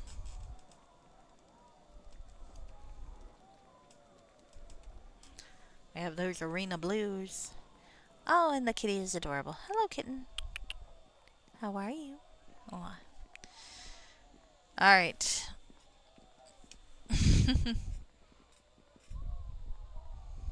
Took out the 5. No, I've got a Vorpal longsword. I don't think it's plus 5. Though. Gives you insane starting gear. Yeah. I mean, but let's be honest here. We know I'm not really good at this game, so. I'm good at figuring out the occasional riddle and sometimes predicting a plot point. In terms of combat, I'm shit. And optimizing builds, no. So, the little edge my equipment gives me, I'm gonna take that happily. Besides, I earned it. If I earned the equipment fair and square, I've got every right to bring it to the next module. I maintain that. Alright, oh. Crimson Tides of Tethir. Darkness. Oh, interesting.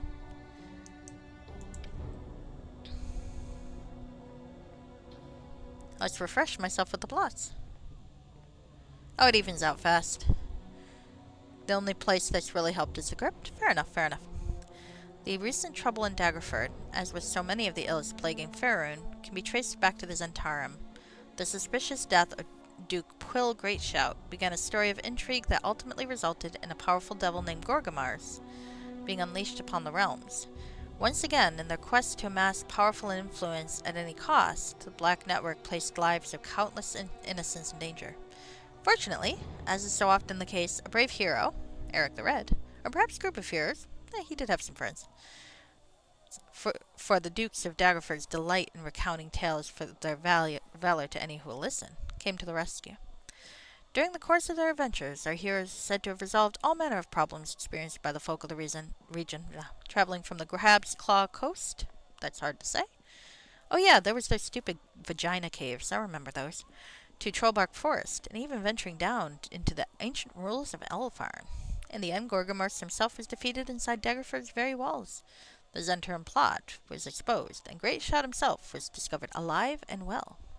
As with every story of such scope, however, there's much that must be left out of this brief telling. The humble author recommends those that seeking the thrills of high adventure get their hands on a more comprehensive retelling of the period in which darkness lay over Daggerford.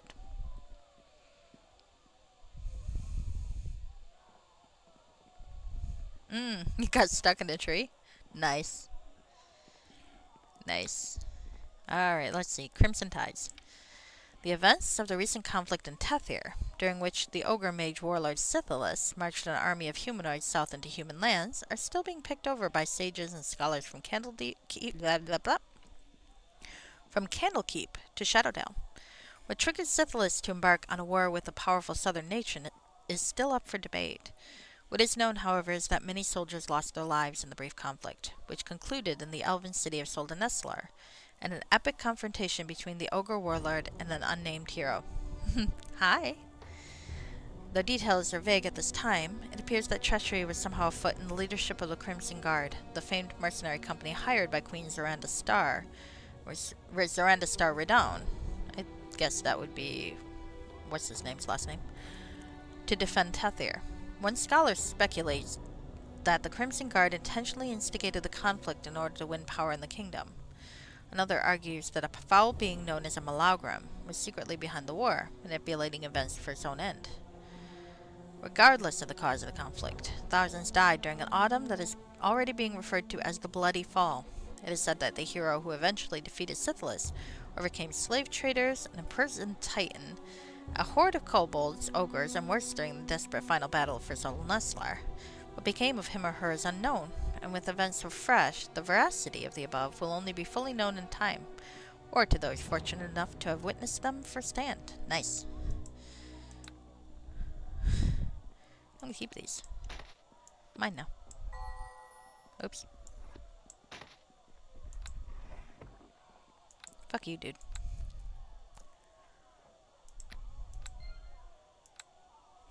Whoops.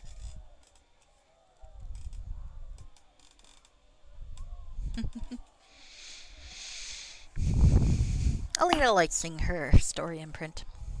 Alright, so I guess I talk to the Innovator of Pain again? The crowd is growing impatient. I want to give them a show. I'm ready. Excellent. Follow me. It's time to shed some blood. Let's see how this goes. Am I strong enough, even with my edge, to take on these guys? Oh, I like this. Look, I'm gonna have to shift my camera. Is it Lefty the left-handed orc? Oh, please be Lefty the left-handed orc. The jaw armor looks good on me. Well, Elena. Ladies and gentlemen, I present to you the newest acquisition The of voice the is too young for arena. that face. A devious ally of the Oh, I'm getting harbor. tired. Shit. That's not good. I didn't know that was a thing. Only the unfaltering watchfulness of the esteemed keeper of the peace that stopped this foul spy from placing the security of your city at rest. As punishment, the wretch is sentenced to a life or death struggle. They designed it to be playable with a bard. Fair. Heartless scum! I hope you die a painful death! How dare you threaten our city, you vile person! You're a dog! A dog, you hear? Scum over here! To the abyss with you! Let the battle That's kind of mean. begin. Alright, let's see. Oh, good. They shifted my camera back. Alright. Oh, hi. Gonna shoot you in the face. Hi. Apparently I'm tired. Hopefully that's not gonna be an issue. Hello. I'm not sure how much fun it is to watch a woman shoot a Tanaruk in the face many times, but apparently it is fun. Ah. Well, that was boring. Let's loot the corpses. Hey! Fucker. That was easy enough. Where am I now? I'm in my cell. Let's talk to everybody. Alright, Blizzard. It is good to see you alive. Only half survived their first encounter in the pit. A Tanaruk by yourself. That is no small feat. How do you know I fought a Tanaruk? I can smell the creature's stench on you. They're more powerful than they appear. Well, that one just took a lot of arrows to the face. If you consider how successful the Hunger Games movie was, true. Books were successful too. Where's Father Garth? He was summoned to prepare for his next fight, but a short time ago. Few will turn out to see an old man battered into unconsciousness. For the whole exercise is purely for the sadistic pleasure of the innovator of pain. Let's discuss something else. Not right now. I fear I'll be called to the pit soon. I must meditate and prepare my spells for whatever awaits me. Farewell. Take what sleep you can. You're still new and unproven here. It won't be long before the innovator of pain summons you to defend yourself in the pit once more. I feel like I'm okay. I fought that fucking Syphilis. stench. You guys are... A Tanaruk. They are ferocious warriors, far tougher than their size would indicate. The innovator of pain took away Father Garth. I cannot believe the cruelty of the man. The priest is old as humans measure their brief lives. The constant beatings and torture he suffers are an affront to all that is holy. His goodness shines even in this place. Ah, I take comfort in that fact. May the gods of light speed his soul towards death's peaceful embrace. Every day I pray to Corlon Lorthian for this to be so. You should rest, friend. Your victory will have incited the patrons, and there will be much pressure for you to fight again as soon as possible. We'll speak another time. I'm guessing from these clues that I should probably rest. As you finish speaking with the orc, the cell door springs open once more. This time you recognize the whispery, sinister voice calling your name. Well, I guess I'm not resting after all. Unless I can. Can I? He can wait 8 hours. Rested for 8 hours. He's been calling my name for 8 hours, that fuckhead. Nice. Alright. Some more gladiators. Anyone new? Not really. Shall I go talk to Drizzle and... I shouldn't call him Drizzle, that's mean. Amulet of Health is protecting me from the effects of being tired. Really? Oh, well that'll do it then.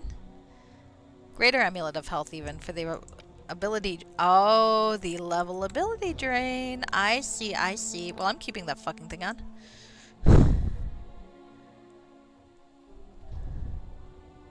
Very helpful as a mage. Yep. I still slept though just for the hell of it. Because fuck this guy. Let's talk to poor... What's his name again? What's his actual name?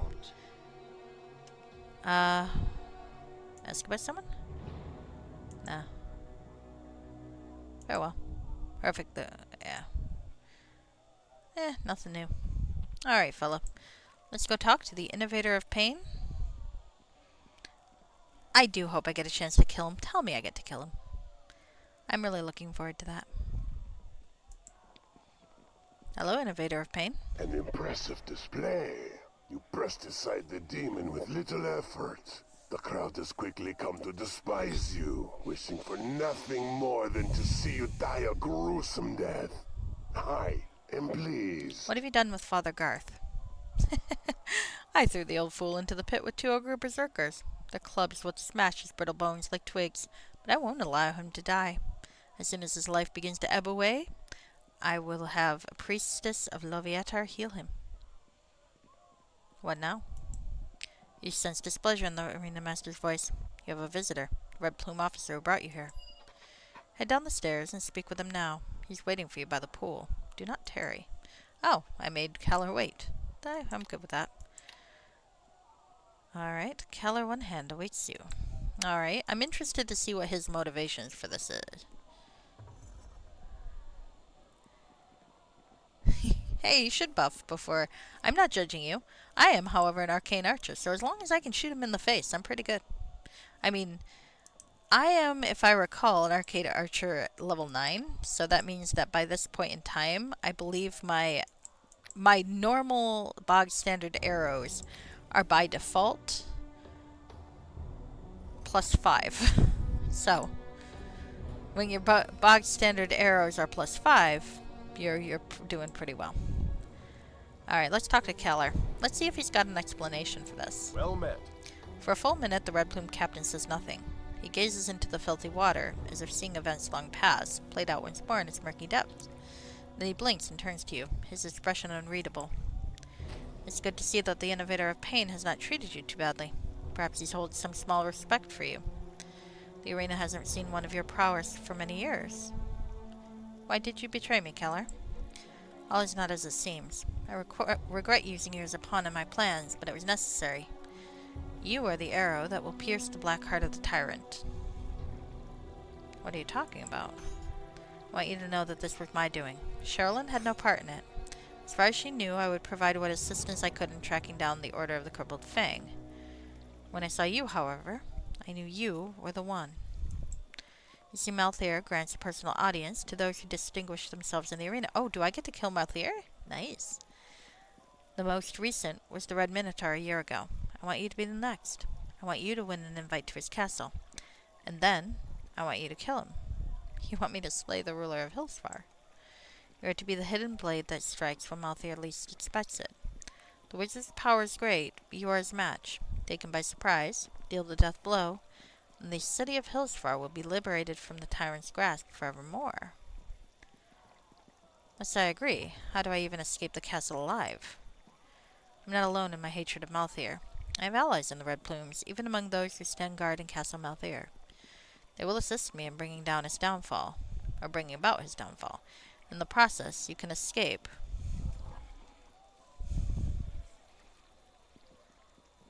You never noticed the asshole gladiator bully before? Ah. Well, there's always a few assholes around here.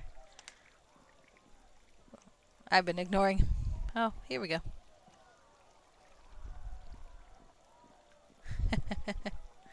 Alright, anyway, this seems like a bad idea, but on the other hand, I like shooting people in the face. So I think Alina's on board. I must depart. There's much planning to do, and we've already talked too much. I know your anger is great, Alina, but don't let it blind you to what needs to be done for the good of the Moonsea. I mean, I think Alina's on board with shooting Malthair in the face. She's not a complex person. But on speaking with Keller on one hand, he learned that his betrayal was part of a greater plan to see the Lord of Hillsfar overthrown. Though he seemed regretful of his actions, one hand was nonetheless steadfast in his determination to see Malthair dead at all costs. Now the question is, though, how will that work with the Order? Do we create a vacuum of power where someone worse will step in? 2 times worse, maybe. Well, on the other hand, Malthair is terrible and genocidal, so it might be nice to have a tyrant who's willing to work with the non-humans, right? I suppose we'll have to see. Alright, let's talk to the innovator of pain. Just in time. I was about to send my golems to fetch you back. In pieces, if necessary. You would do well to learn to follow my instructions. It will save you some pain. Not much, admittedly, but some. Alright. Your next fight is against some exotic creatures. Triders kidnapped from the Underdark and brought here at great cost. Oh, I hope one of them is not All Tynan. that remains of the first gladiator to challenge them is a bloated purple corpse. Gosh, I hope I'm not. I hope yourself I can find and something return that makes me here. immune to poison. Can't imagine where I'd find anything like that, right? Gosh. Who knows where I can get something that makes me immune to poison. Alright, well, actually, let's just quick save. Actually. Da-da.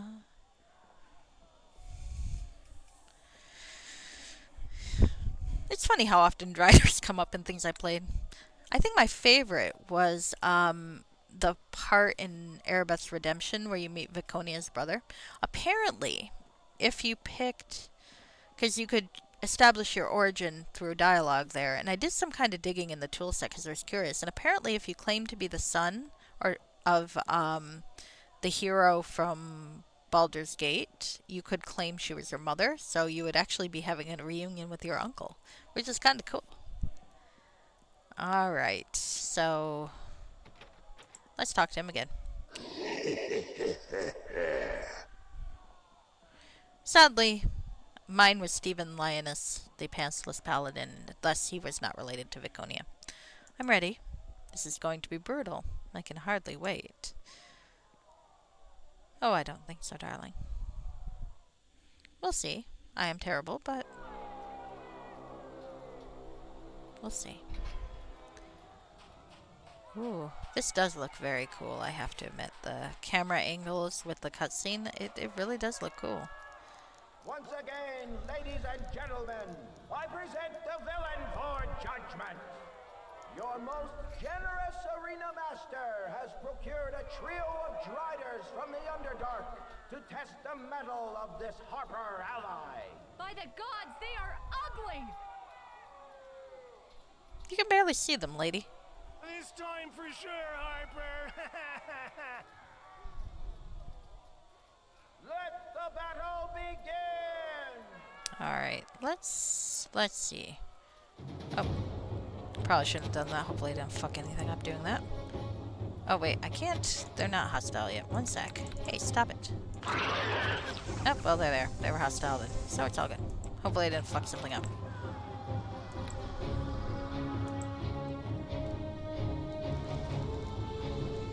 Okay. Gotta love a fireball arrow. Alright, now. Bye.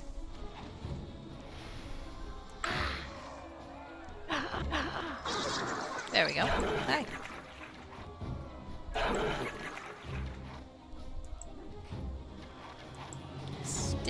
Let's look at corpses. Nah, nothing good.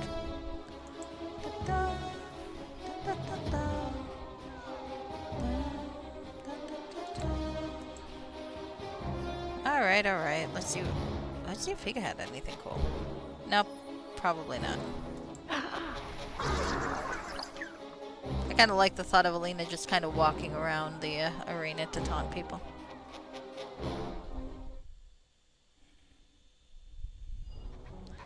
Alright. Well, let's rest. Alright, now Blizzard's not here, but Garth and Elf are, so let's talk to them. Well met again. It's good to see that you can look after yourself.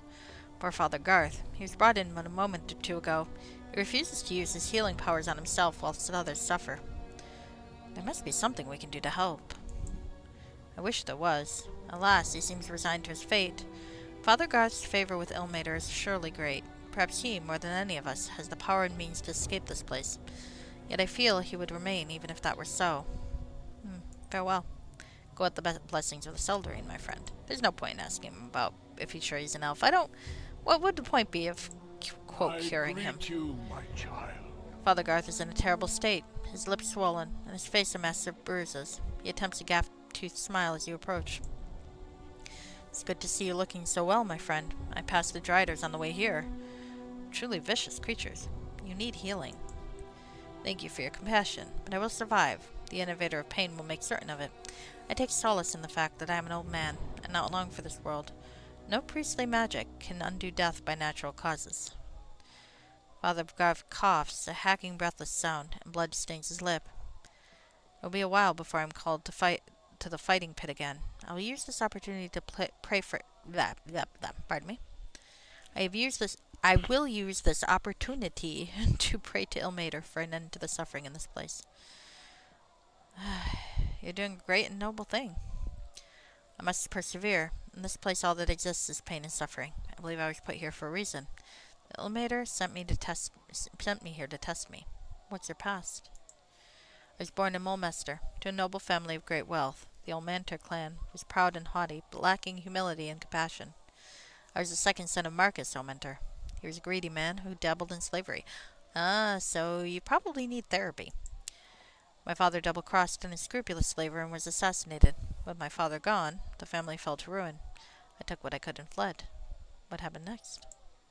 with nowhere to go, and sick of the infighting between my relatives, I spent the next few months staying in the various inns of the city.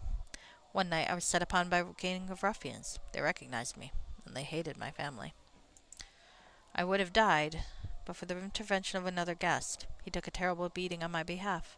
That man was a slave in my household for 15 years, but he saved my life. He was a priest of Ilmater. The old man nods. He was. When my family could no longer afford to keep slaves and he was freed, he dedicated himself to spreading the word of Ilmater. His actions forced me to evaluate my life. Soon after, I chose the path of Ilmater. 8 years back, I was apprehended while visiting a shrine to Ilmater here in Hillsfar.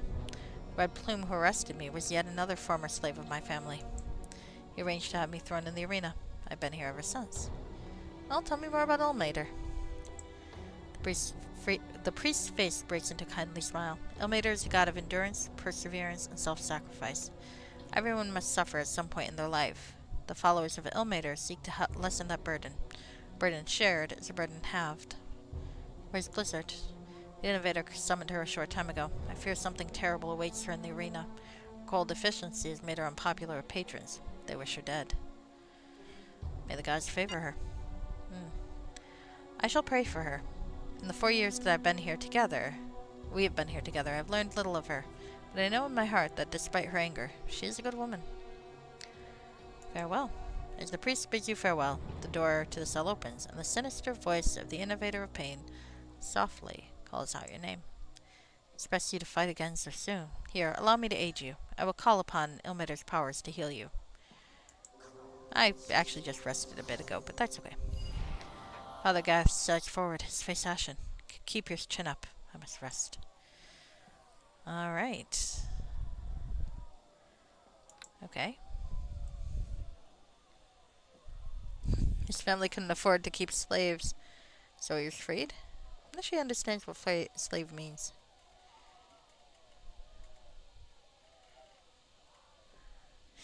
Well, maybe it was a matter of kind of like an automatic manumission sort of thing. If you can't afford to keep the slaves, then they just send the slaves out to fend for themselves.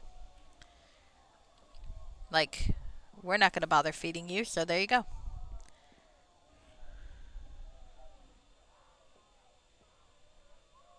Well, slave wage is a figure of speech, yeah. I think it's more that they probably couldn't afford to feed the slaves. So it's like, it's not a matter of whether or not they could afford to pay them, because I'm sure they didn't. But it was probably to pay for the food to keep the slaves alive, to pay for upkeep. And in that sense, since the family was on the hook, they probably just tossed the slaves out the door. That'd be my guess, but who knows? I mean, you think the creditors would insist on a good old-fashioned auction? Could be, but it could be a disgrace thing. Or there could be rules about the way slavery works in the setting. Or they might just not have had papers. I don't know. It is an interesting point that a slave auction would make more sense. But maybe that's part of the reason they were poor. They looted and bought their own freedom, which good for them. Alright, let's talk to the innovator of pain. What is this? Has the old fool used his healing powers on you? No matter. I have a special surprise for you. You are to witness the long overdue death of the I hope I can help her. After, you will step into the pit once more and defend yourself against the ogres that assaulted Father Garth. They were not brutal enough with the old man. Their punishment shall be death at your hand. Okay, so how can I help Blizzard? Okay. Is there a way I can help save Blizzard? I hope there is. Alright, well let's talk to Drizzle. And let's talk to Garth. Maybe Garth will have an idea. What do you want? So they finally grow tired of Blizzard. Once Gladiator receives only apathy, their time here is short. Popularity, either as a hero or villain, is the only way to survive this place in the long term. What do you mean? The arena exists to amuse Meltear and the wealthier citizens. Those who are favored survive longer. Tell me what she'll face. see no reason to share my knowledge with you. We must all look out for ourselves. To worry about anyone else except oneself is a foolish notion. Uh, do I have anything that gives me a charisma bonus here? Maybe. I know I didn't sell that armor of command. Let's put it on, briefly. Ugh. Persuade. Why not share what you know? There's no harm. Oh, very well. It's not as though the information matters to you. Here we go. Haha. For the last few months, the Innovator of Pain has been working with the members of the Mage Guild. They're constructing a special kind of golem, one that is composed of pure magic. I've been creating components for this project. Okay.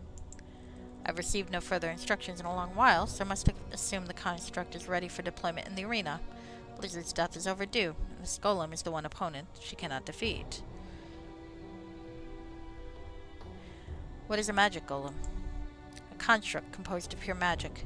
Incredibly difficult and tedious to create, but absolutely immune to all forms of elemental and magical energy. The only way to harm a creature is by non-magical means. Enchanted weapons can touch... Oh, that could be a problem. Alright. Let's talk about something else. Farewell. Alright, that really could be a problem. Because being an arcane archer, I'm not sure... My arrows are enchanted at my hands, but does that mean that they won't work? Is an interesting question. Let's see if Father Garth or Elf can assist. Hey, let me out. Let me back in. Oh, you asshole. Alright. Fucker.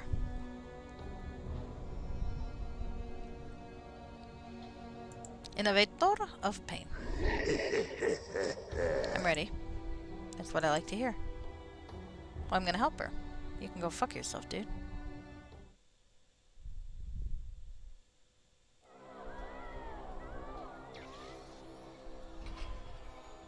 Oh good, they are allowing me to assist.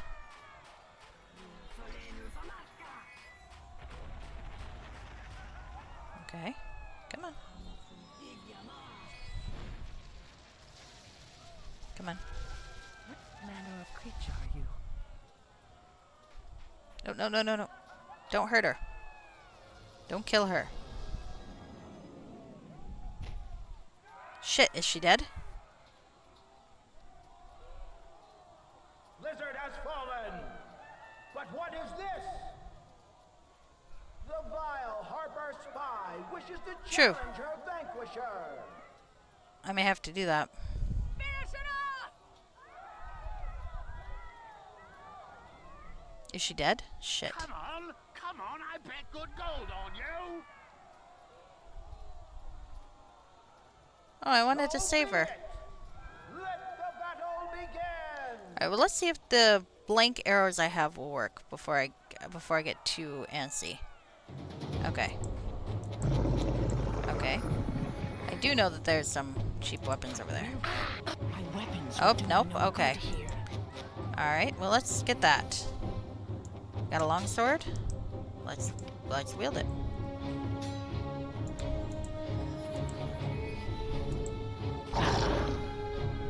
Oh good, she's alive. There we go.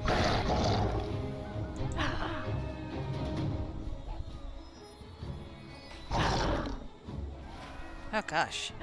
Fighting with this sort of weapon is not fun. Not after all that, but...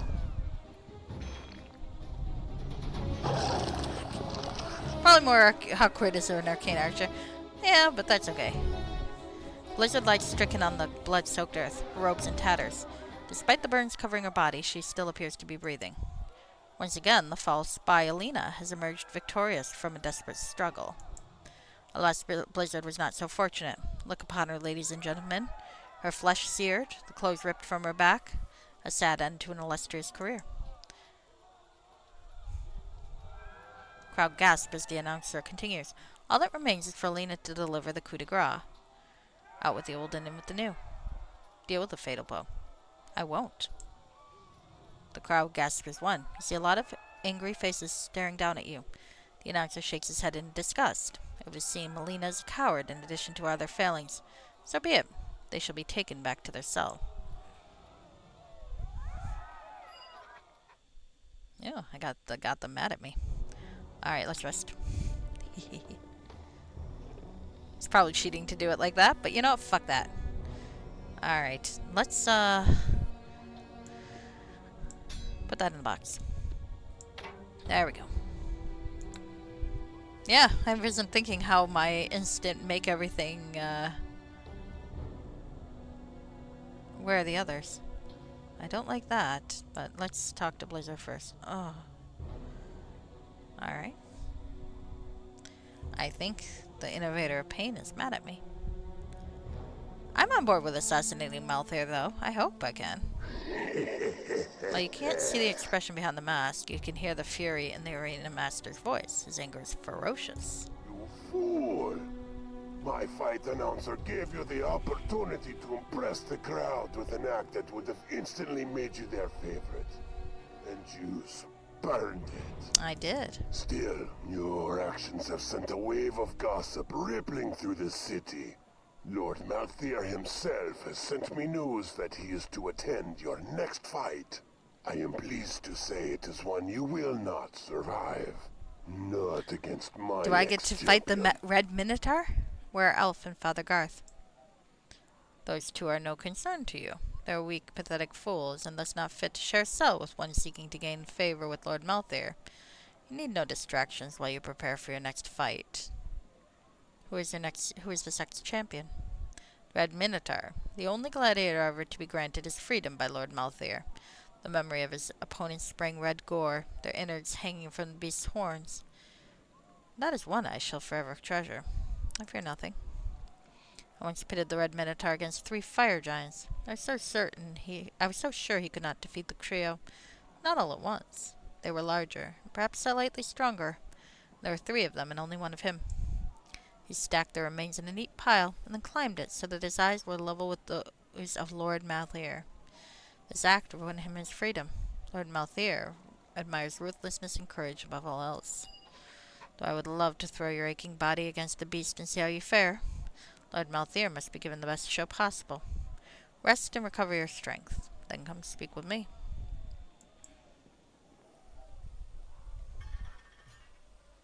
This brings me old Hillspark flashbacks. Now, can I find the other 2? Because I do want to speak to them. Okay. Poor Blizzard. Poor thing. Well, if I kill Malthair, we won't have to deal with this anymore. That would be fun. I'm really hoping I get to assassinate Malthair. That would make me so happy. It would. Alright, let's go down. You know, I have to say, Drizzle, or whatever his name actually was, which I promptly forgot, and I don't think Alina cares, was really, really helpful. I'll have to thank him. Oh, go fuck yourself, dude. I've already killed a bunch of people.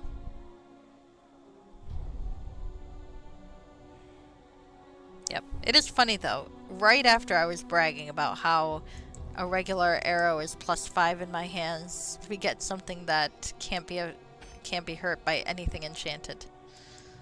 Oh, that was annoying. That's okay, though. Now I have a regular longsword in case that happens again. Hi, Drizzle. What do you want? The rumors say you defeated the magic golem with no help from Blizzard. I begin to wonder whether your presence here represents a terrible error in judgment. You're no gladiator. What do you mean? Don't misunderstand me, Alina. I did not mean that as an insult. You arrived here with no small reputation, and it's becoming obvious that you are simply too big for this prison. One should not attempt to cage a dragon. Red Minotaur was granted his freedom after brushing aside all before him. You can defeat that monster, and I see no purpose in you being held here. When a beast grows too big for its cage, it must be freed or killed. I won't let them kill me. The Jaeus placed upon you by Wak Rathar means you're unable to do harm to the innovator of pain. Blah, blah, blah. Your hands are metaphorically tied. What is a Jaeus? A Geas is a powerful enchantment that binds the individual to a certain course of action, or in your case prevents such action from being performed. It is easier to asphyxiate yourself by holding your breath than to deny a Geas. How can I remove it? The one who cast the Geas must remove it, or else they must be killed. Whack Rathar spends most of his time in the Dreadspire. Even if you are not stuck here, the place is near impregnable.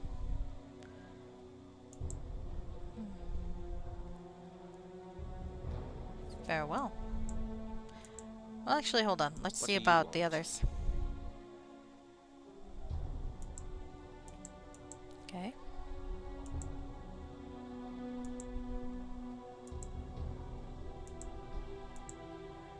Okay. Very well. So, I have to kill Wak Rathar. It's true, I didn't even think of trying to kill the Innovator. Is that the Geas? Or is that just an unimaginative player? Let's talk to the Innovator of Pain. The stage is set. The Red Minotaur is as vicious as I remember him. Why, I just threw half a dozen gladiators up against him.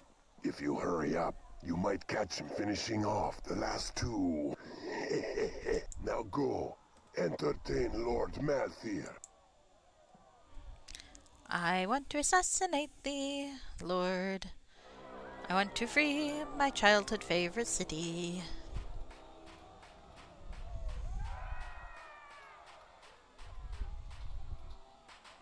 Father Garth is so badly wounded, it's a wonder he's still standing. His left hip is... Oh, goodness. Oh, no, Elf, the orc is dead. His left hip has been shattered, and blood soaks the ground where he stands. His right arm is hanging on by a thread. The Minotaur's axe has almost taken it off. Despite his grievous injuries, Father Garth's expression is serene. Although his voice is clear, you can see that his eyes are clouding over. Alina, you're still alive. I had feared you dead. I get... The old priest gazes sadly at the fallen orc. Elf fought valiantly. He even put a nick or two in the Minotaur's flesh. The monster shrugs off wounds like they aren't even there. You're dying. Let me heal you. I am old, and death for me is a welcome release. You must conserve your power for the battle against the Minotaur. Let nature take its course, but Elf, I have the power to heal him, although it will drain the last vestiges of my strength. Hi. You come see me? Hello. Hello. What are you up to? Want to lay on the blankets? There are many blankets. Yes, you should lay on the blankets. They are comfy. They're comfy. Let me give you a treat.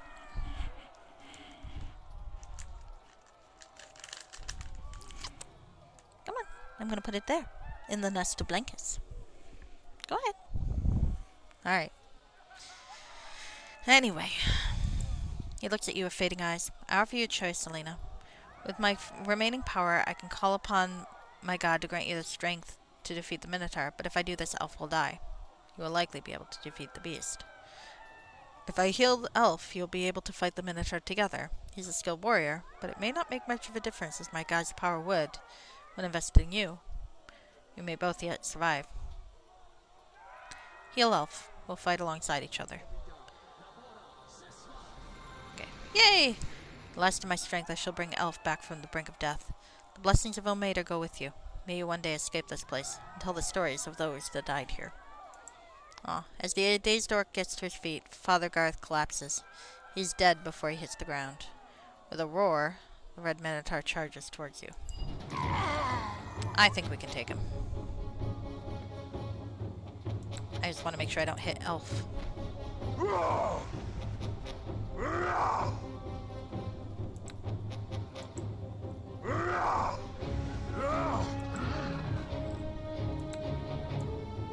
I don't want to hit Father Garth, you fuckhead. Okay. Why am I running to him? AI, remember, fucking fighting at a distance. Come on.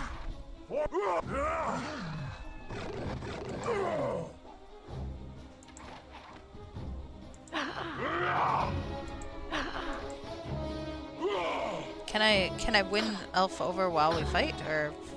Nope, you don't do that. Oh, shit, did I not get the points for that? Did he kill him?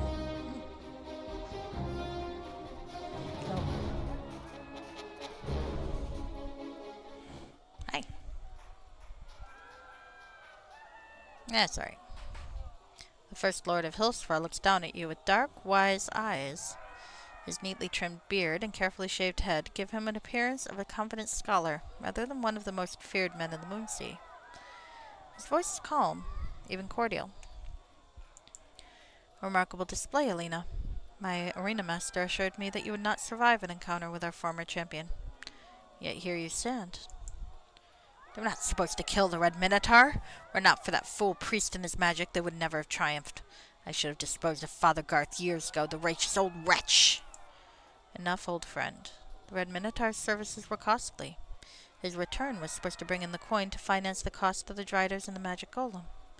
Your stewardship of the arena is proving expensive. My lord, I never suspected this one would prove so obstinate. Wack made a mistake sending them here. Then I shall speak with Wack. For the time being, you're relieved of your duties. I will ponder your future while you enjoy a much-earned rest.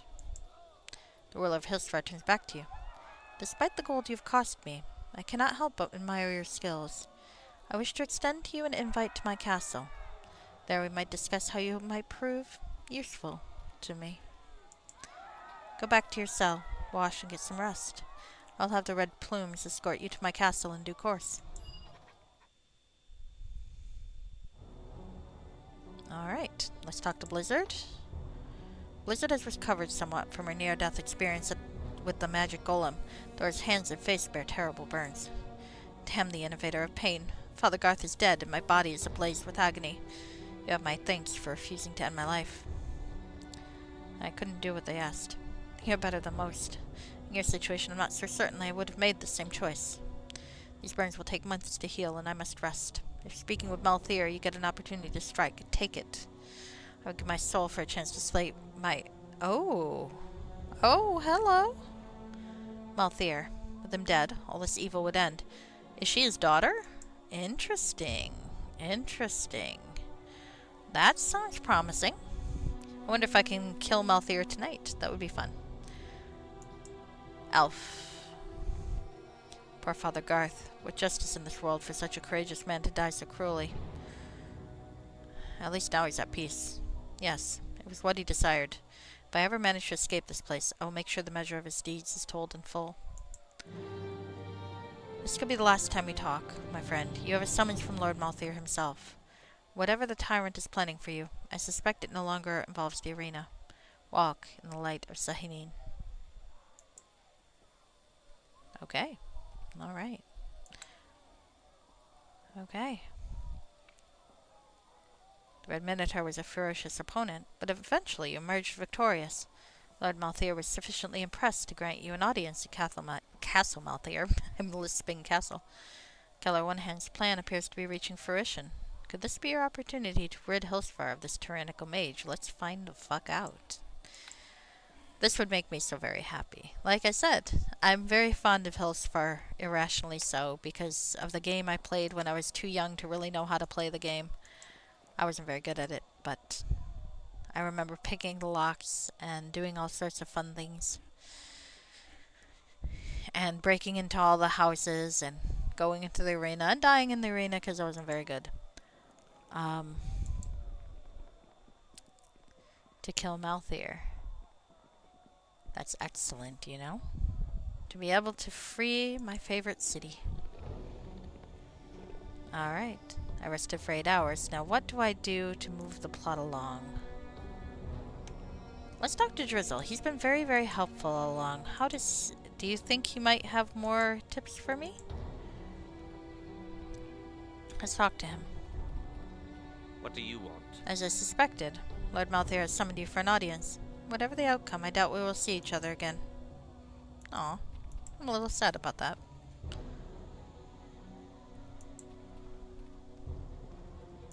Alright.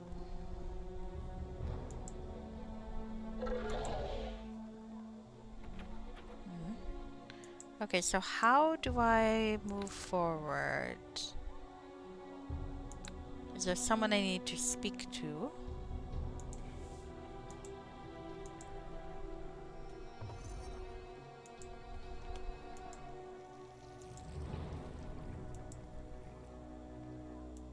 Huh.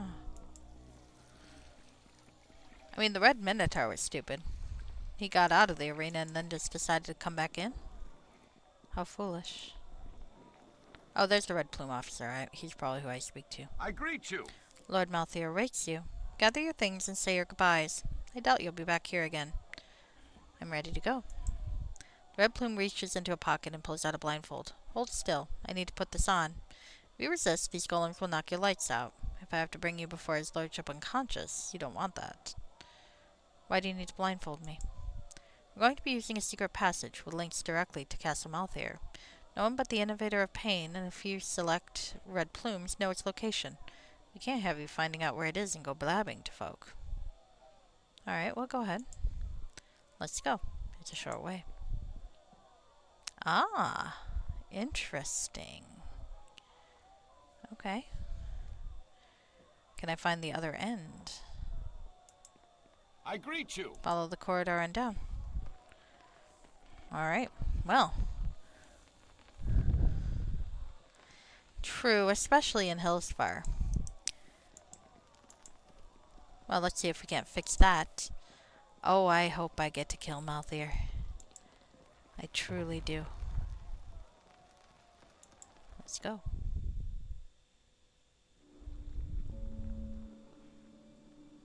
Oh.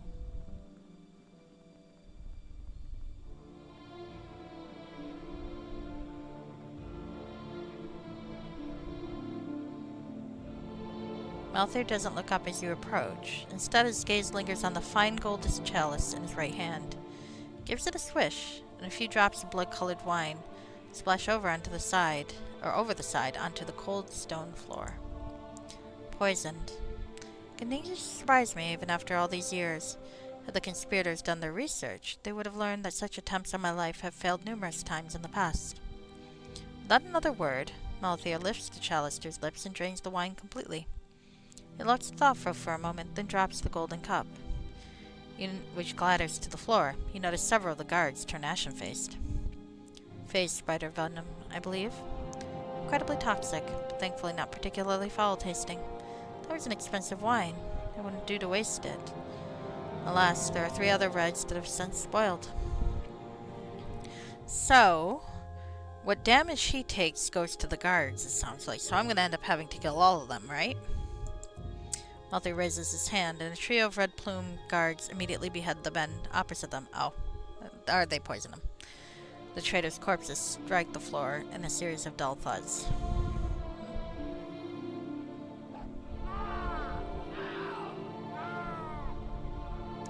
Malthair raises his hand. Oh, with that out of the way, let's get down to business. I know who is behind this poison attempt. Keller One Hand wishes you to kill me. Yes, he does. The point, I appreciate that. Keller One Hand has been plotting to overthrow me for many years. For all his qualities, Keller has never been half as subtle as he would like to believe. My agents in the Red Plumes gauged his intentions quickly. He trusts too easily, and divulged information that betrayed him several times over. Over the years, One Hand had informed me of more plots against me than any of my own information gatherers and spies did. As the saying goes, one must keep his enemies his friends close, and his enemies closer. I have something special planned to reward Keller's treachery, but enough about him. Let's talk of the Order of the Crippled Fang. I believe you came here seeking to discover if Hillsfar was affiliated with it. You tell me. You seem to know everything else. The truth is, I have nothing to do with the Order of Crippled Fang. Oh, when the cult first appeared, I was amused. They seemed to target the Zhentarim, and did no harm to Hillsfar. Since then, however, matters have grown more serious. Zundel Keep is on the brink of declaring war against Hillsfar. Trade has dried to a trickle. Red Plumes, veterans are deserting to join this order. Men and women whose services I have paid for. Tell me about the threat of war. The High Imperceptor of Bane, Fizul Chembrel, has been looking for an opportunity to spread the Zhentarim influence in the Moonsea since he rose to power. Now he has a politically acceptable reason to declare war on Hillsfar. None will interfere. Not Sembia, not the Dalelands. Why would the Red Plumes join the Order? Question for which I have no answer. Most of the deserters fled a month ago, before I was aware of the situation. A whole unit. Why they would abandon their families to join a mysterious cult, I do not know. I suspect great magic is somehow involved. I dealt with the fiends on the Shin Road. You used the power temporarily. Until wizards summoning them are slain, the fiends will come back. How do I know you're not lying to me? I have no reason to lie to you. I could simply have you killed, your body dismembered, and scattered to the furthest reaches of the Moonsea. You are simply more useful to me alive. You want me to hunt down the Order? Yes. If the Order continues to spread chaos and terror, the Moonsea will soon find itself in a state of turmoil, torn apart by warring city-states. That's bad for business. Bad for Hillsfar. Agree to destroy the Order, and I will allow you to walk free. My sources indicate the Order is based near the town of Elventree, in the great forest of Cormanthor. And if I refuse, you'll be executed. What do you expect? You're too powerful for the arena, and too much of a threat to walk free. I can't have you plotting to overthrow me. I fear you could, if given sufficient time or resources. Aw, I don't get to kill him? Seems I have no choice. There's a little to be gained by resenting me for my role in this. We are like, you and I. Two individuals driven by sense of purpose, beyond the understanding of common man or woman. You came to the Moonsea in search of something. What is it? Wealth, power, fame? None of those. I simply wish to do good. For the first time, Malthair seems taken aback. He appears genuinely puzzled. You simply wish to do good. I do not understand. That's why we're not alike. Malthair is silent for a moment. There's something in his eyes, hint of pain or regret, perhaps a flicker of the man he used to be. Then it's gone. Here's a pass permitting you access to the market and temple districts. The rest of my city's off limits to you. Before you go, there's a single task that you must complete. Guards, escort the champion back to the arena.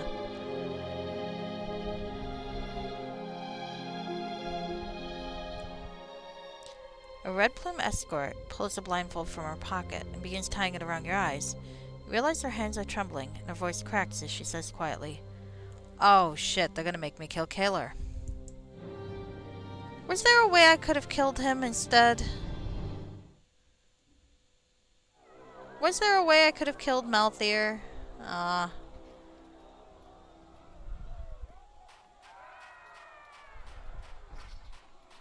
don't want to kill Kaler. Did I fuck this up? Ladies and gentlemen, True. today we have something special. I think you're probably right, Sparkly Wallflower. You probably did enjoy it. Vile Harper Spy and the traitoress Kaler One Hand. Kill the traitor! Aw, but maybe if I'd said nothing, would Kaler have lived? Aw, drat. Slowly and painfully, Kaler One Hand makes his way toward you. Huge purple bruises cover his face, and his left arm juts out at an unnatural angle, the result of multiple fractures. Harsh words suddenly erupt from him, words that make little sense. My sister! You killed her, you murdering scum! I should have been there to protect her. Tears roll down Kaler's face as he stares at you with terrible fury. Your sister? What are you talking about? The disgraced red plume raises his sword. Sweat drips down his face, merging with the tears. In his eyes is the glint of madness. You realize he's been tortured to the brink of insanity. Kaler glances down at the stump at the end of his arm, as if seeing it for the first time. You took my hand, but I can still fight. I'll kill you. I'll send you to the Lion Hells for what you did to Jenna. Oh dear. I don't want to kill him. Is there a way I can avoid killing him? I guess not. Shit. Alright, well, fuck. What's in the remains? 1 second. Alright. I'm mad. I'm very sad that I couldn't find a way to kill Malthair. Alright, I'm gonna shoot you in the face, I guess. Don't want to. Oh shit, he might kill me. Oh shit, I didn't save. Alright, well, sorry fella. You're fucked, because I didn't save.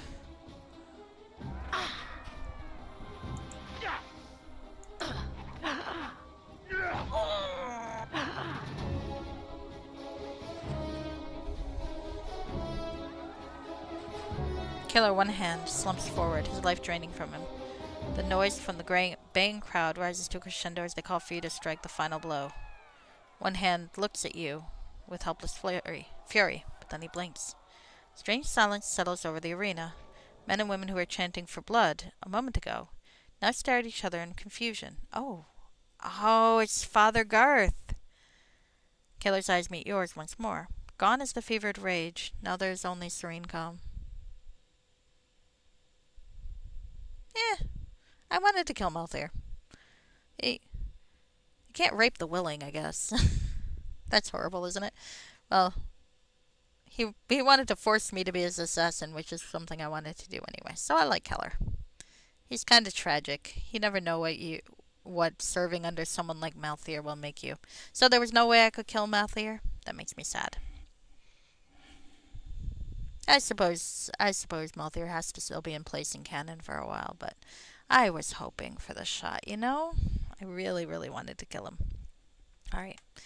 Anyway, a strange silence settles over the arena. Men and women who were chanting for blood but a moment ago now stare at each other in confusion.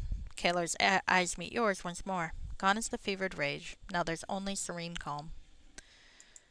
I sought to protect her, but I was too late. My twin, Jenna, died alongside my parents. They were simple farmers and helpless against the orcs that cut them down. Charlene was my chance to make amends for failing my family. I saved her, even as her own father was murdered. I swore to rid Hillsfar of Malthair, but I failed Charlene. You saved her life. She loves you for it. Wistful smile forms on one hand's face. Thank you for your kindness. I would accept an eternity of torture so long as I knew Charlene was somewhere safe. One hand coughs gently, and blood trickles down his chin. I wish to apologize for using you. My hatred of Malthair blinded me to what was right and just. I'm sorry. I really wanted to kill Malthair. It's okay, Keller. I understand why you did what you did. He doesn't appear to hear you. His eyes roll back and his head sags forward. With a final shudder, Keller one hand dies. As he collapses, the mysterious blanket of silence over the crowd lifts. As the noise returns and one hand's body settles to the ground, you catch a glimpse of a faint ghostly figure, that of a certain old priest of Ilmater who died here but a short time ago. Father Garth smiles at you and disappears. Oh, I am sad. I really wanted to kill Malthair. I suppose now is not a great time for Hellsfire to be weakened, but I'm sad about Elf and Blizzard, though. Oh, hey! Standing before you is Blizzard. Her lips almost hinted a smile as you approach. I have been waiting for you. Malthair freed me from the arena shortly after you left. Though you were unsuccessful in bringing about his death, I can hardly hold that against you. After all, I tried and failed.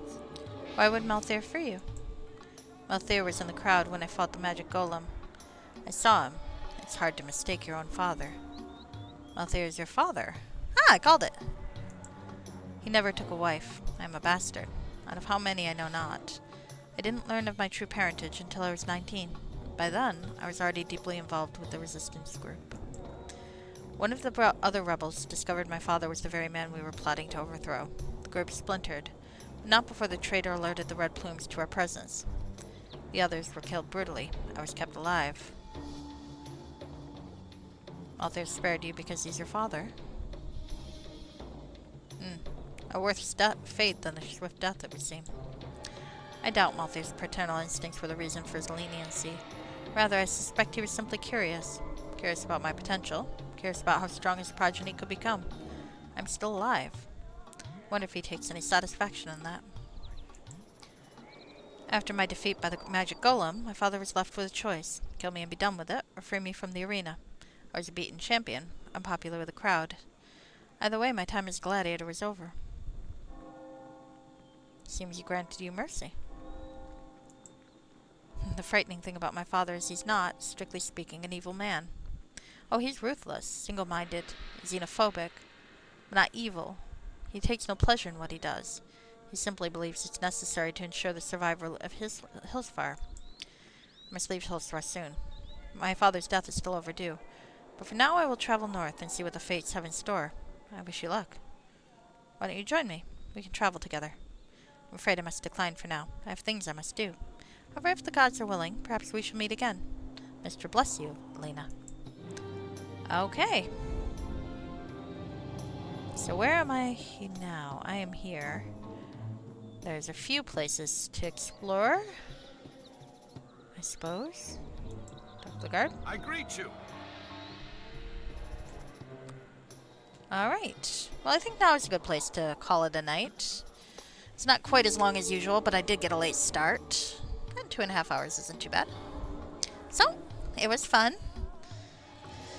I'm still sad I didn't get to be an assassin. Killing Malthier would have been great. I didn't get to liberate Hillsfar. I wonder where Orc is, though. Or Elf. I worry about Elf.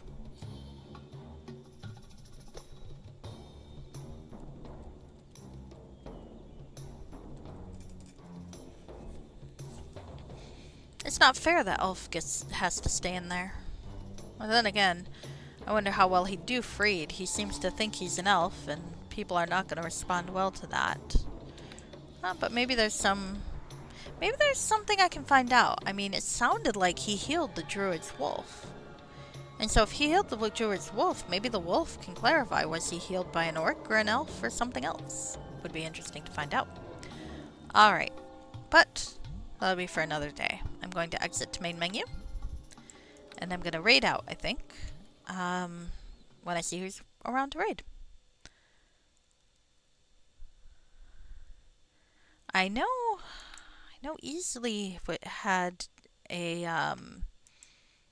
subathon, and he does sometimes, but I think it's way too late for him. Oh, Emmy's still around. I'll raid Emmy. Emmy Andrew playing Kingdom Hearts. Someone's got an electric guitar. Yeah, let's raid Emmy. I know Emmy in real life. It's true, I do.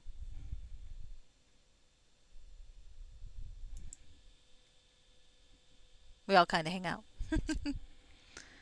Alright. Oh, I'll get more story of Elf later. This is still the beginning? Well, that's good to know. That's good to know. I'm glad to hear that, because I'm worried about him being left behind. Alright. Alright. So, yep, I think we're going to raid my friend Emmy Andrew, who is playing Kingdom Hearts 3. I think you will like Emmy if you've never met her. She is a fairly chaotic streamer. And quite fun. Quite fun. Like I said, I know her in real life.